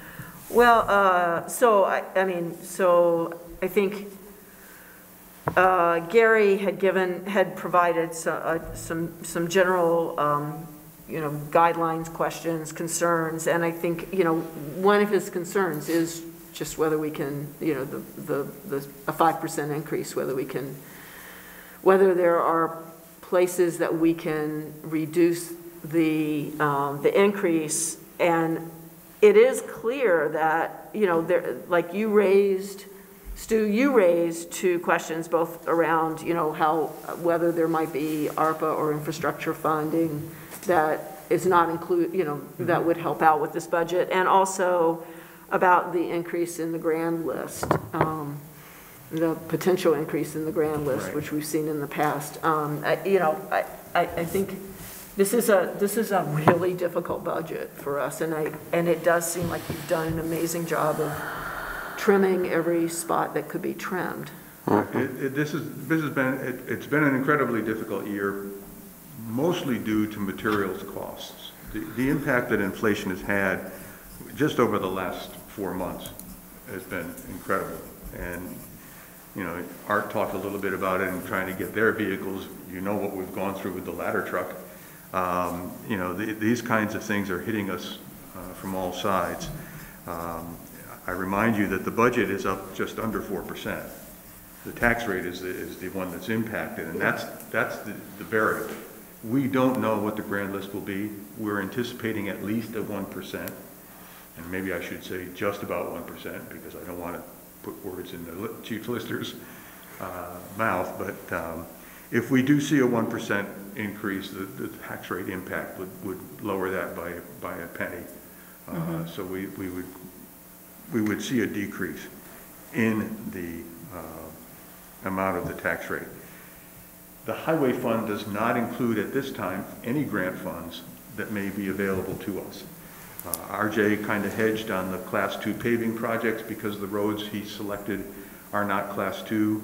I've gone back and looked at that and confirmed that he's right.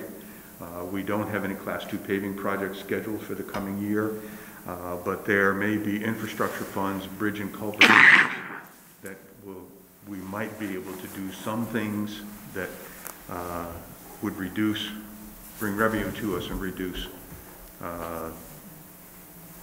the cost of that tax rate. That's just, it's a variable that we don't know. We always, I mean, we're here in January trying to speculate what's going to be available to us in May and June from a grant perspective, and how that might impact a budget that's going to run from July to the following June.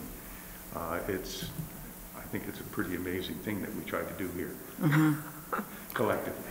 Yeah, I was thinking about that, and I don't mean to characterize it like this, but this budget is like, or all the budgets that we approve at this time of year are like worst case scenario. It could be substantially better when we're actually setting the tax rate. That's you know, that's lost on most of the public, I think, that And I think if you go back and look over the years, generally what I present to you, we have been able to reduce. Exactly. When it comes time to set the rate. Because exactly. then we have a better understanding of what the grant list has done, what grants and other things are available to us. Can I ask one more question about the Class 2 roads? And not knowing nothing about this, actually, is, I'm not a paver. Could RJ swap out projects that would be eligible this year and put the ones that are ineligible for funding off? There's a possibility of doing that. I'm trying to think. Here are Class 2 roads are roads that interconnect municipalities. In Bennington, South Stream Road, a portion of County Street, and a portion of Park Street into the East Road is a Class 2 highway. That's all Class 2. Elm Street is a Class 2 because it takes us from Bennington to Old Bennington. Right. And I can't think of the others that right off the top of my head. So that you have to look at those streets and determine whether or not those are the ones that actually need the work, and whether we're just, whether we've done a fine job with the Class 2 highways we've got. I mean, we just recently did that whole stretch of Park Street by the high school. Came out really well. We did East Road several years ago. So it's, I will talk about that with RJ, and as we come down to the crunch time, if we have certain dollars for projects and we can find a way to manipulate those projects so we can get better grant funds, we'll do that. And I in no way meant that we should do work that doesn't need to be done in order to accomplish that. It's got to be work that obviously needs to be done. Understood. Yeah. Any other thoughts?